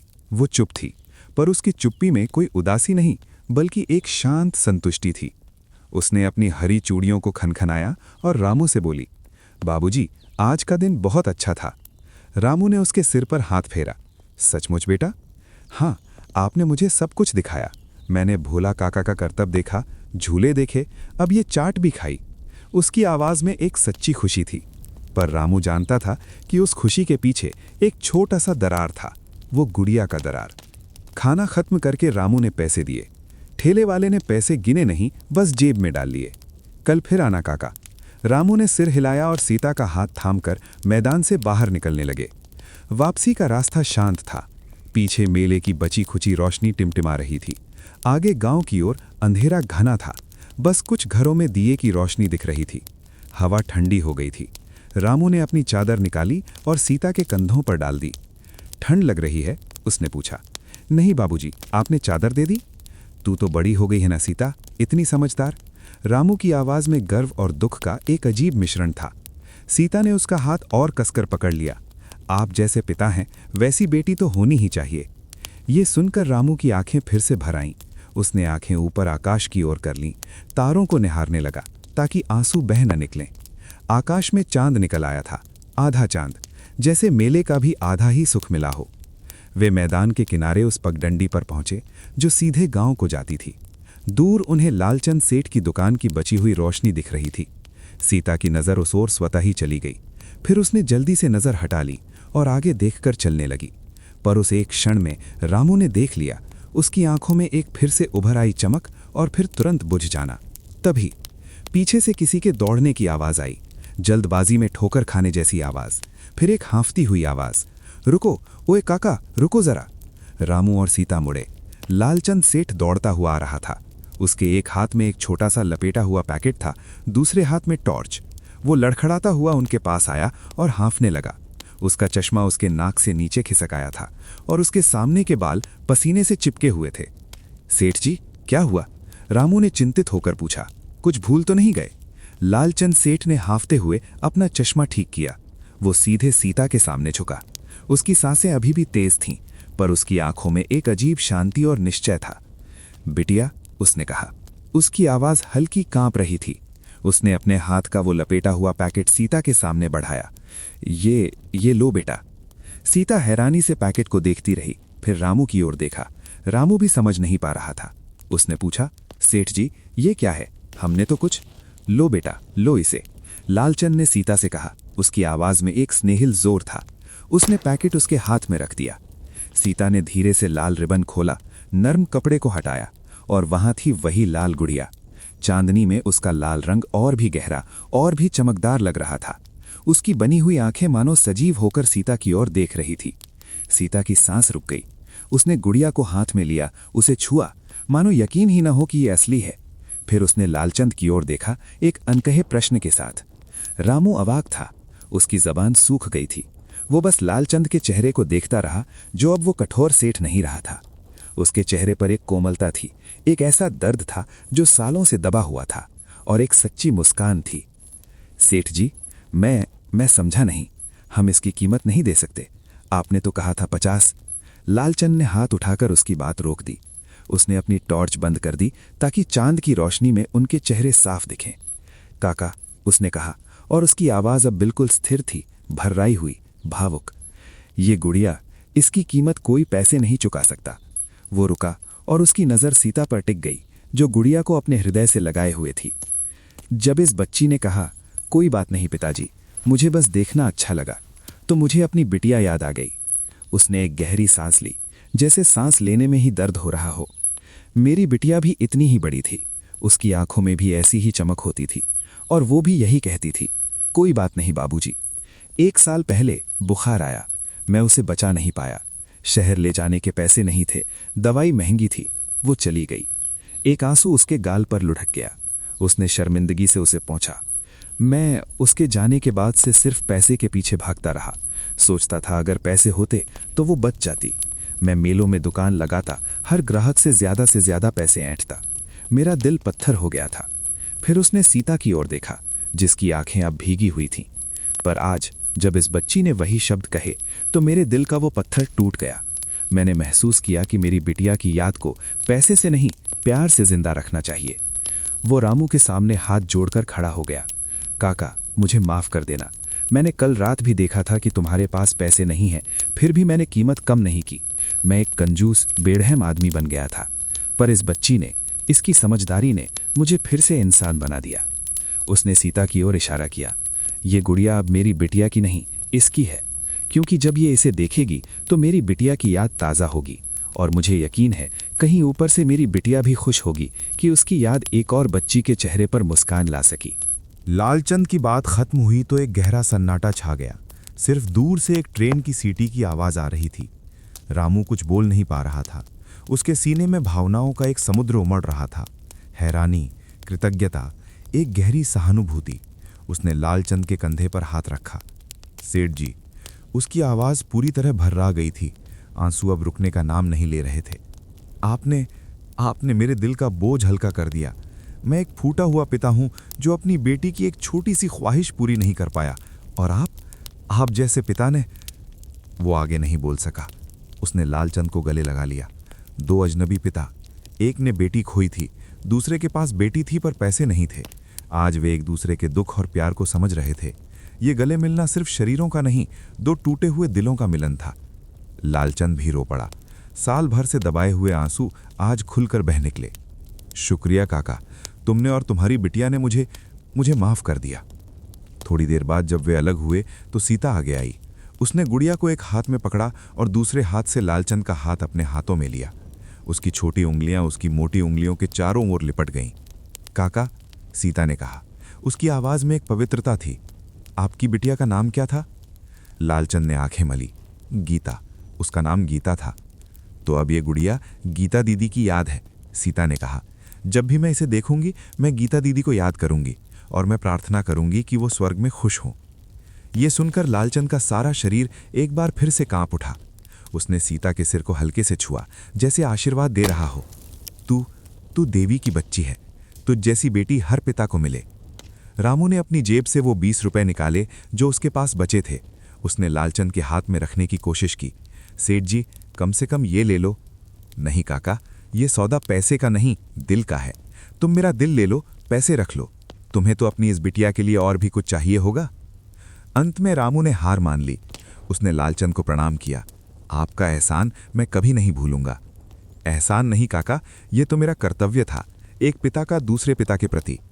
वे विदा हुए। सीता ने एक हाथ में गुड़िया पकड़ी थी, दूसरे हाथ में बाबूजी का हाथ। लालचंद सेठ वहीं खड़ा रहा। उन्हें जाते हुए देखता रहा जब तक कि वे अंधेरे में समा नहीं गए। चलते चलते सीता ने कहा, बाबूजी, गीता दीदी के बारे में सोचकर बहुत दुख हुआ। रामू ने कहा, हाँ बेटा, पर आज उस दुख ने एक खुशी को जन्म दिया। कभी कभी दिल का दरवाज़ा टूटने के बाद ही नई रोशनी अंदर आ पाती है। गांव पहुंचकर जब वे अपने घर के सामने वाले आंगन में पहुंचे तो सीता ने गुड़िया को चांदनी में देखा। उसकी आंखों में अब वही चमक थी जो मेले की शुरुआत में थी, पर अब वो चमक और गहरी और अधिक अर्थपूर्ण थी। ये सिर्फ एक खिलौने की खुशी नहीं, एक याद, एक कहानी और एक दूसरे इंसान के दर्द को समझने की खुशी थी। रामू ने उसे अंदर सुलाते हुए कहा, इस गुड़िया को संभाल कर रखना बेटा, ये सिर्फ मिट्टी नहीं, एक पिता का प्यार है। हाँ बाबूजी, मैं इसे हमेशा संभाल कर रखूंगी। उस रात सीता की गुड़िया उसके तकिए के पास सोई और रामू के दिल में लालचंद सेठ का वो चेहरा बस गया, एक सेठ का नहीं, एक पिता का चेहरा जिसने अपने दर्द को दया में बदल दिया था। दिल का दरवाज़ा कभी कभी ताले से बंद हो जाता है, पर किसी की मासूम मुस्कान, किसी का छोटा सा त्याग उस ताले की चाबी बन जाता है। और जब वो दरवाज़ा खुलता है तो अंदर से निकलती है ना सिर्फ दया, बल्कि वो इंसानियत जो सारे जगत को एक परिवार बना देती है। अगले दिन की शाम मेले पर एक विचित्र माया तान रही थी। हवा में उत्सव की मस्ती के साथ साथ एक मीठा विषाद भी घुला हुआ था, जैसे कोई प्रिय मेहमान विदा होने की तैयारी में हो। कल तक जहां दिन भर शोर और हलचल रहती थी, आज दोपहर से ही एक सुस्ती छाने लगी थी। दुकानदार बचे हुए सामान को कम दामों में उतारने की घोषणा कर रहे थे। आज आखिरी दिन, सब सामान सस्ता। झूलों के संचालक भी जोर लगा रहे थे, आज के बाद अगले साल मिलेंगे, जी भर के झूले लो। रामू और सीता दोपहर बाद मेले में पहुंचे। सीता के एक हाथ में नई गुड़िया थी जिसे वो बड़े प्यार से अपने सीने से लगाए हुए थी, दूसरे हाथ में बाबूजी का हाथ। उसकी चाल में एक नई प्रसन्नता थी, एक तृप्ति। गुड़िया मिल जाने से मेले का हर दृश्य अब और भी रंगीन लग रहा था। पर रामू जानता था कि आज का दिन सिर्फ खुशी का नहीं, विदाई का भी दिन है। वो चाहता था कि सीता को मेले की हर खुशी, हर अनुभव मिले। खासकर वो जो उसकी आर्थिक सीमा के भीतर थी। दिन भर उन्होंने मेले का भरपूर आनंद लिया। मैना काकी के साथ बैठकर प्रसाद खाया। भोला नट के पास गए जिसने सीता को एक छोटी सी रंगीन गेंद दी। ये तोहफा बिटिया तुम्हारी समझदारी का। ग्राम प्रधान ने रामू के कंधे पर हाथ रखकर कहा, कमाल का तोरण द्वार बनाया था तुमने रामू, अगले साल भी तुम ही बनाओगे। हर जगह एक अपनापन था, एक मिठास जो मेले के अंत को और भी यादगार बना रही थी। शाम ढलने लगी। सूरज पश्चिम में लाल गेंद की तरह लटक रहा था। उसकी तिरछी किरणें मेले को सोने का पानी चढ़ा रही थीं। ये वो समय था जब मेले का जादू अपने चरम पर होता है। न दिन का उत्साह, न रात की थकान, बस एक संतुलित सुनहरा आनंद। तभी गुड्डू की आवाज एक झूले के पास से गूंजी। अरे भैया बहनों, ये आखिरी शाम है, आखिरी चक्री। कल ये झूला, ये मेला, ये रौनक सब यहीं की यहीं रह जाएगी। आज जो नहीं झूलेगा वो पूरे साल पछताएगा। गुड्डू उस एरोप्लेन झूले का संचालक था। उसका चेहरा पसीने से चमक रहा था, पर आवाज में एक दमदार उत्साह था। वो अपने झूले को भरने के लिए लोगों को आखिरी बार लुभा रहा था। 10 रुपए में 10 चक्कर, आज स्पेशल। बच्चों, अपने बाबूजी से कहो एक आखिरी बार उड़ने दो। कुछ बच्चे अपने माता पिता से जिद करने लगे। कुछ पिता हंसते हुए पैसे निकालने लगे। झूले के आसपास एक भीड़ जमा हो गई। रामू और सीता भी वहां खड़े होकर देखने लगे। सीता की नज़र झूले पर थी जो ऊंचाई तक जा रहा था और नीचे आ रहा था। उस पर बैठे बच्चों के चेहरे, हवा से लहराते बाल, खुली हुई मुस्कानें। पर सीता ने कुछ नहीं कहा। उसे पता था कि 10 रुपए भी उनके लिए बड़ी रकम थी। उसने अपनी गुड़िया को और कसकर पकड़ लिया। यही उसकी सबसे बड़ी जीत थी। पर रामू आज कुछ और ही मूड में था। कल रात लालचंद की दया ने उसके दिल में एक नया विश्वास जगाया था, और आज मेले की आखिरी शाम पर वो चाहता था कि सीता की यादों में एक और सुनहरी परत जुड़े। उसकी जेब में लालचंद के ना लिए हुए वही 20 रुपए थे। 10 रुपए वो दे सकता था। उसने सीता का हाथ थामा। चलो बेटा। कहाँ बाबूजी, तुझे एक आखिरी चक्री लगानी है। सीता की आंखें चौंधिया गईं। पर बाबूजी 10 रुपए। आज आखिरी दिन है सीता, रामू ने कहा। उसकी आवाज में एक निश्चय था। और कुछ यादें इतनी कीमती होती हैं कि उनका कोई दाम नहीं होता। चलो। वे झूले के पास पहुंचे। गुड्डू ने उन्हें देखा। अरे रामू काका, लाओ बिटिया को बिठाओ, मैं खुद बिठाता हूं। रामू ने 10 रुपए का नोट निकाला। गुड्डू ने उसे हाथ से ठेल दिया। अरे नहीं काका, तुमसे पैसे नहीं लूंगा। तुमने तो पूरे मेले की शान बढ़ाई है। ये मेरी तरफ से बिटिया के लिए। एक बार फिर दया का हाथ आगे बढ़ा। रामू ने कृतज्ञता से सिर हिलाया। गुड्डू ने सीता को समझाया। बैठ जा बिटिया, ऊपर जाते ही अपने पैर फैला देना, और देखना जब झूला ऊपर जाए तो सारा मेला निहारना। सीता झूले पर बैठ गई। उसने अपनी गुड़िया को अपने पास सुरक्षित बिठाया। फिर उसने अपने पैरों के घुंघरू वाले पायल को ठीक किया। रामू आगे बढ़कर उसके सिर पर हाथ फेरा। डरना मत। नहीं बाबूजी, मैं नहीं डरती। गुड्डू ने झूले को धक्का दिया। पहला झटका, झूला आगे बढ़ा। सीता का दिल धक से हुआ। फिर दूसरा धक्का, झूला और ऊंचा उठा। अब वो हवा में थी। धीरे धीरे झूले ने रफ्तार पकड़ी। ऊपर नीचे, ऊपर नीचे। रामू नीचे खड़ा देख रहा था। उसकी आंखें सिर्फ सीता पर टिकी हुई थीं। जैसे जैसे झूला ऊंचा उठता, वैसे वैसे उसका दिल भी एक अजीब सी खुशी से भर उठता। सीता ने गुड्डू की बात मानी। जब झूला सबसे ऊंचे शिखर पर पहुंचा तो उसने अपने पैर फैला दिए। उसके पैरों के घुंघरू वाले पायल हवा में लहराए। सूरज की आखिरी किरणें उसके पैरों के घुंघरू पर पड़कर सोने की चिंगारियां बिखेर रही थीं। उसने नीचे देखा, और जो नज़ारा उसने देखा वो एक जादू था। पूरा मेला उसकी नज़रों के नीचे फैला हुआ था। छोटा, सजीव, रंग बिरंगा। झूले चक्कर काट रहे थे। दुकानों की रोशनियां टिमटिमा रही थीं। लोग छोटे छोटे बिंदुओं की तरह इधर उधर घूम रहे थे। दूर मंदिर का शिखर चमक रहा था, और भी दूर उसका अपना गांव, घरों की छतें, खेतों की हरियाली, सब कुछ इतना सुंदर, इतना शांतिपूर्ण लग रहा था। हवा उसके चेहरे से टकरा रही थी। उसके बाल उड़ रहे थे। उसके गालों पर एक स्वाभाविक, निश्चल मुस्कान खिल गई। ये मुस्कान थी शुद्ध आनंद की, भय से मुक्त, इच्छा से मुक्त, सिर्फ इस पल के सुख में डूबी हुई। उसने अपनी गुड़िया को ऊपर उठाया, मानो उसे भी ये नज़ारा दिखा रही हो। नीचे रामू ने ये सब देखा। उसने देखा उसकी बेटी के पैरों के घुंघरू हवा में झूम रहे थे। उसने देखा उसके चेहरे पर वो मुस्कान जो उसकी आंखों से चमक रही थी। उसने देखा कि कैसे सीता ने गुड़िया को ऊपर उठाया, और उस पल रामू के लिए दुनिया की सारी दौलत, सारी सफलता, सारी खुशी इस एक दृश्य में समा गई। उसकी आंखों से आंसू बह निकले, पर ये आंसू दुख के नहीं थे।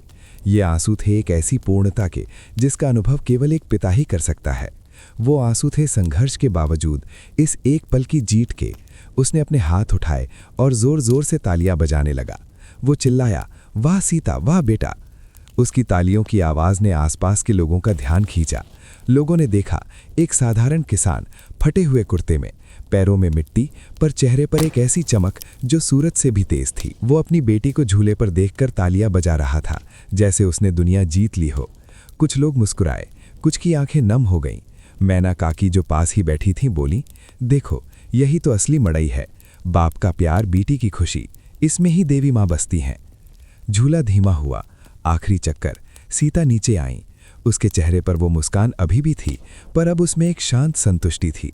गुड्डू ने झूला रोका और उसे उतारा। सीता सीधे रामू के पास आकर लिपट गई। उसने कुछ नहीं कहा, बस उसकी धोती में अपना चेहरा छुपा लिया। रामू ने उसे गले लगा लिया, उसके बालों को सूंघा, उसकी पीठ थपथपाई। कैसा लगा बेटा? रामू ने पूछा। सीता ने ऊपर देखा, उसकी आंखें चमक रही थीं। बाबूजी, मैंने पूरा मेला देख लिया, पूरा गांव, सब कुछ, इतना छोटा, इतना सुंदर। मैंने सोचा हम सब ऐसे ही हैं ना, ऊपर से देखो तो सब छोटे, पर अपनी जगह सुंदर। रामू हैरान रह गया। उसकी बेटी ने सिर्फ झूला नहीं झूला था, उसने जीवन का एक दर्शन पा लिया था। शाम और गहरा गई। मेले की रोशनी एक एक कर बुझने लगी। झूले रुक गए, दुकानें बंद हो गईं, लोग गांव की ओर चल पड़े। एक एक कर मेले का प्राण निकल रहा था। रामू ने सीता का हाथ थामा। उन्होंने मेले को पीछे छोड़ते हुए गांव की ओर कदम बढ़ाए। सीता ने एक पल के लिए मुड़कर देखा। मेला अब एक शांत अंधेरे मैदान में तब्दील हो रहा था, पर उसकी आंखों में अभी भी वो रोशनी थी, वो मुस्कान थी। रामू ने सोचा, ये आखिरी चक्री सिर्फ झूले की नहीं थी, ये उनकी इस यात्रा की आखिरी चक्री थी। मड़ई से मेले तक, दुख से खुशी तक, त्याग से प्यार तक की यात्रा, और इस यात्रा का अंत एक संपूर्ण शुद्ध आनंद में हुआ था। आकाश में पहला तारा टिमटिमाया। रामू ने सीता से कहा, देखो बेटा, तारा निकल आया, मेले का देवता हमें विदाई दे रहा है। सीता ने तारे की ओर देखा, फिर अपनी गुड़िया की ओर। पर बाबूजी, मेले के देवता तो हमारे दिल में आ बसे हैं। रामू मुस्कुराया, हाँ सचमुच, मेले की रौनक तो जाएगी, पर उसकी गूंज, उसकी याद और उसने जो प्यार दिया था वो हमेशा उनके दिलों में जिंदा रहेगा। और इस तरह आखिरी चक्री पूरी हुई। झूला रुक गया, मेला समाप्त हुआ, पर एक पिता और बेटी के बीच का बंधन और भी मजबूत और भी प्यारा हो गया। जीवन का झूला चलता रहेगा, पर आज की ये ऊंचाई, ये मुस्कान हमेशा उनकी यादों में झूमती रहेगी।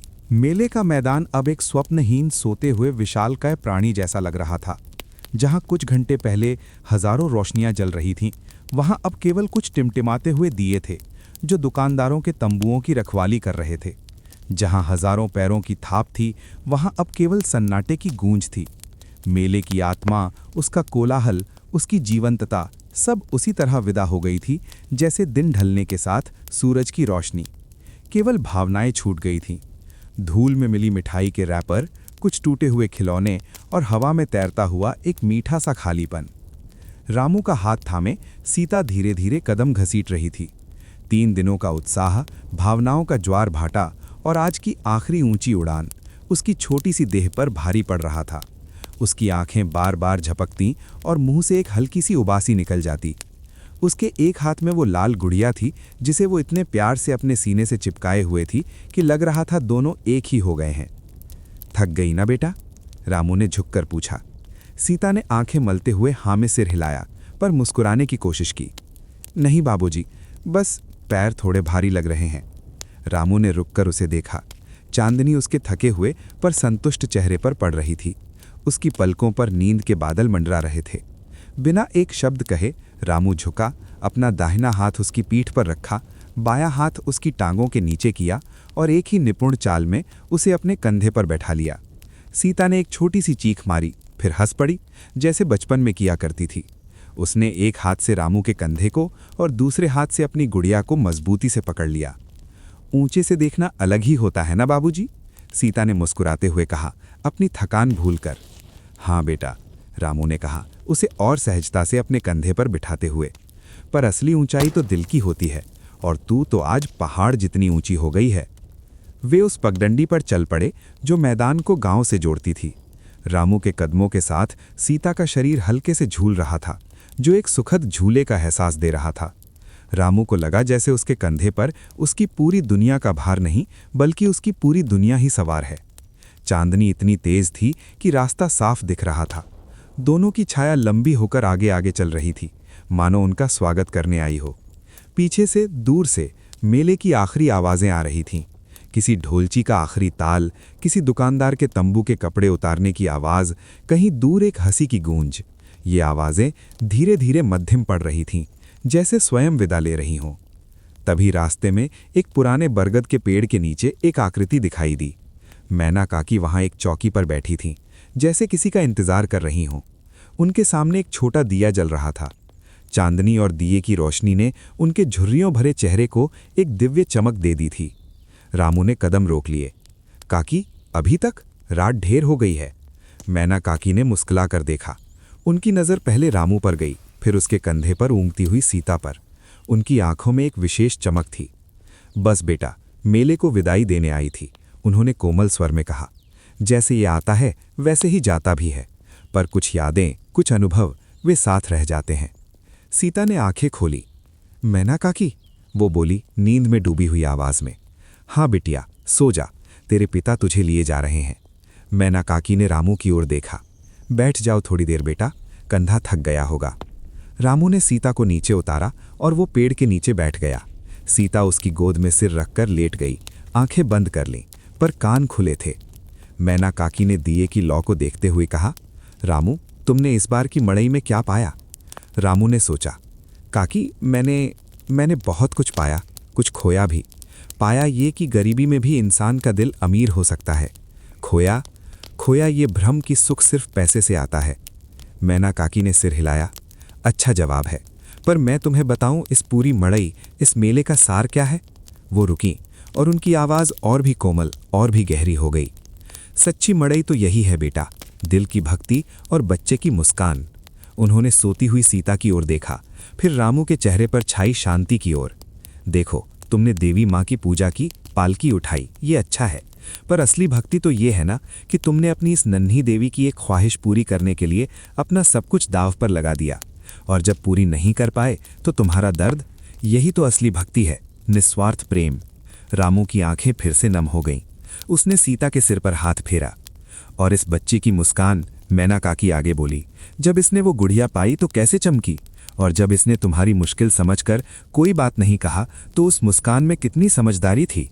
ये मुस्कान ही तो हमारी सबसे बड़ी पूंजी है बेटा।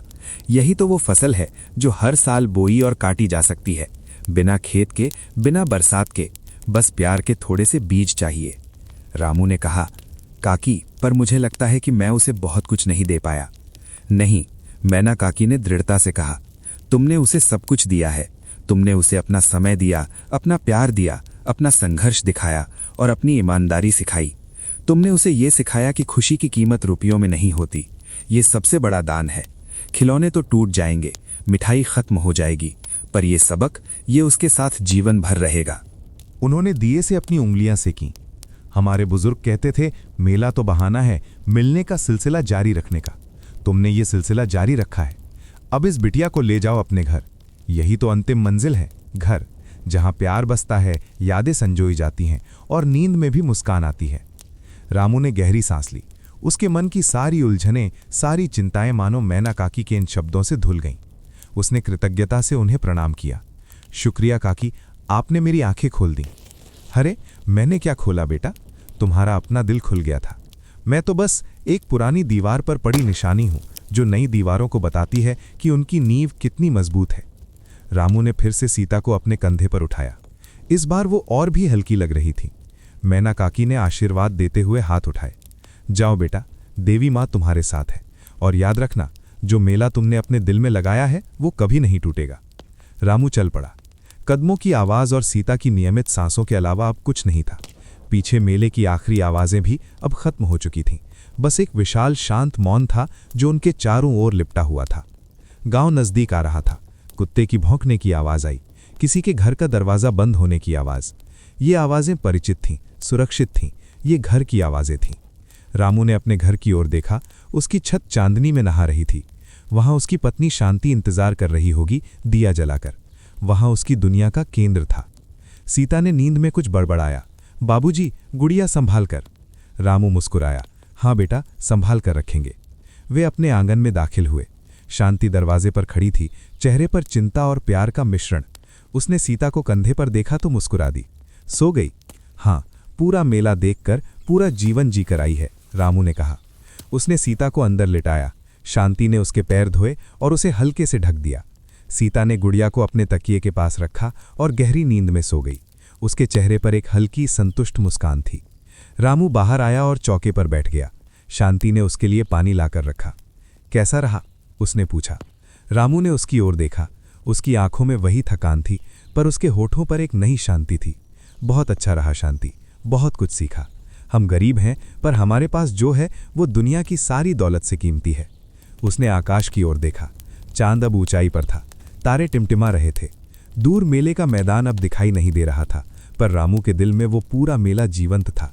भोला नट की रस्सी, लालचंद सेठ की आंखों का दर्द, मैना काकी का आशीर्वाद, गुड्डू की हंसी और सीता की आखिरी चक्री पर चमकती मुस्कान। उसने महसूस किया कि मेला खत्म नहीं हुआ था, वो बस एक रूप से दूसरे रूप में बदल गया था। मैदान का मेला तो साल भर बाद लौटेगा, पर दिल का मेला, प्यार का, त्याग का, इंसानियत का, वो तो हमेशा यहीं रहता है। बस उसे पहचानने की दृष्टि चाहिए। वो अंदर गया और सीता के पास बैठ गया। उसकी नींद में खिली मुस्कान को देखता रहा। ये मुस्कान थी उसकी सबसे बड़ी फसल, उसकी सबसे बड़ी जीत। और इस तरह मेला और मड़ई समाप्त हुआ। पर एक कहानी शुरू हुई, एक ऐसी कहानी जो गांव में दादी नानियों द्वारा सुनाई जाएगी। एक पिता की, एक बेटी की और एक ऐसे मेले की जहां खिलौनों से ज़्यादा कीमती दिल थे और मिठाइयों से ज़्यादा मीठे रिश्ते। ये कहानी बताएगी कि कैसे घर की राह ही सबसे सुंदर यात्रा है, क्योंकि वहाँ प्यार इंतज़ार कर रहा होता है। एक थका हुआ कंधा, एक सोती हुई मुस्कान और एक ऐसी गुड़िया जो सिर्फ मिट्टी नहीं बल्कि इंसानियत की मूर्ति है। मेला और मढ़ई सिर्फ एक उत्सव की कहानी नहीं है, बल्कि जीवन के उस सार्वभौमिक सत्य की कहानी है कि सच्चा धन पैसे में नहीं, मानवीय रिश्तों और भावनाओं में निहित है। ये कहानी दिखाती है कि कैसे एक छोटा सा त्याग, एक सहानुभूतिपूर्ण क्षण पूरे समुदाय को बदल सकता है। गरीबी शारीरिक हो सकती है, पर अगर हृदय अमीर हो तो जीवन हर पल उत्सव बना रहता है। मेला आता जाता रहेगा, पर जो यादें, जो सबक और जो प्रेम हम एक दूसरे को दे जाते हैं, वही हमारी सच्ची विरासत है।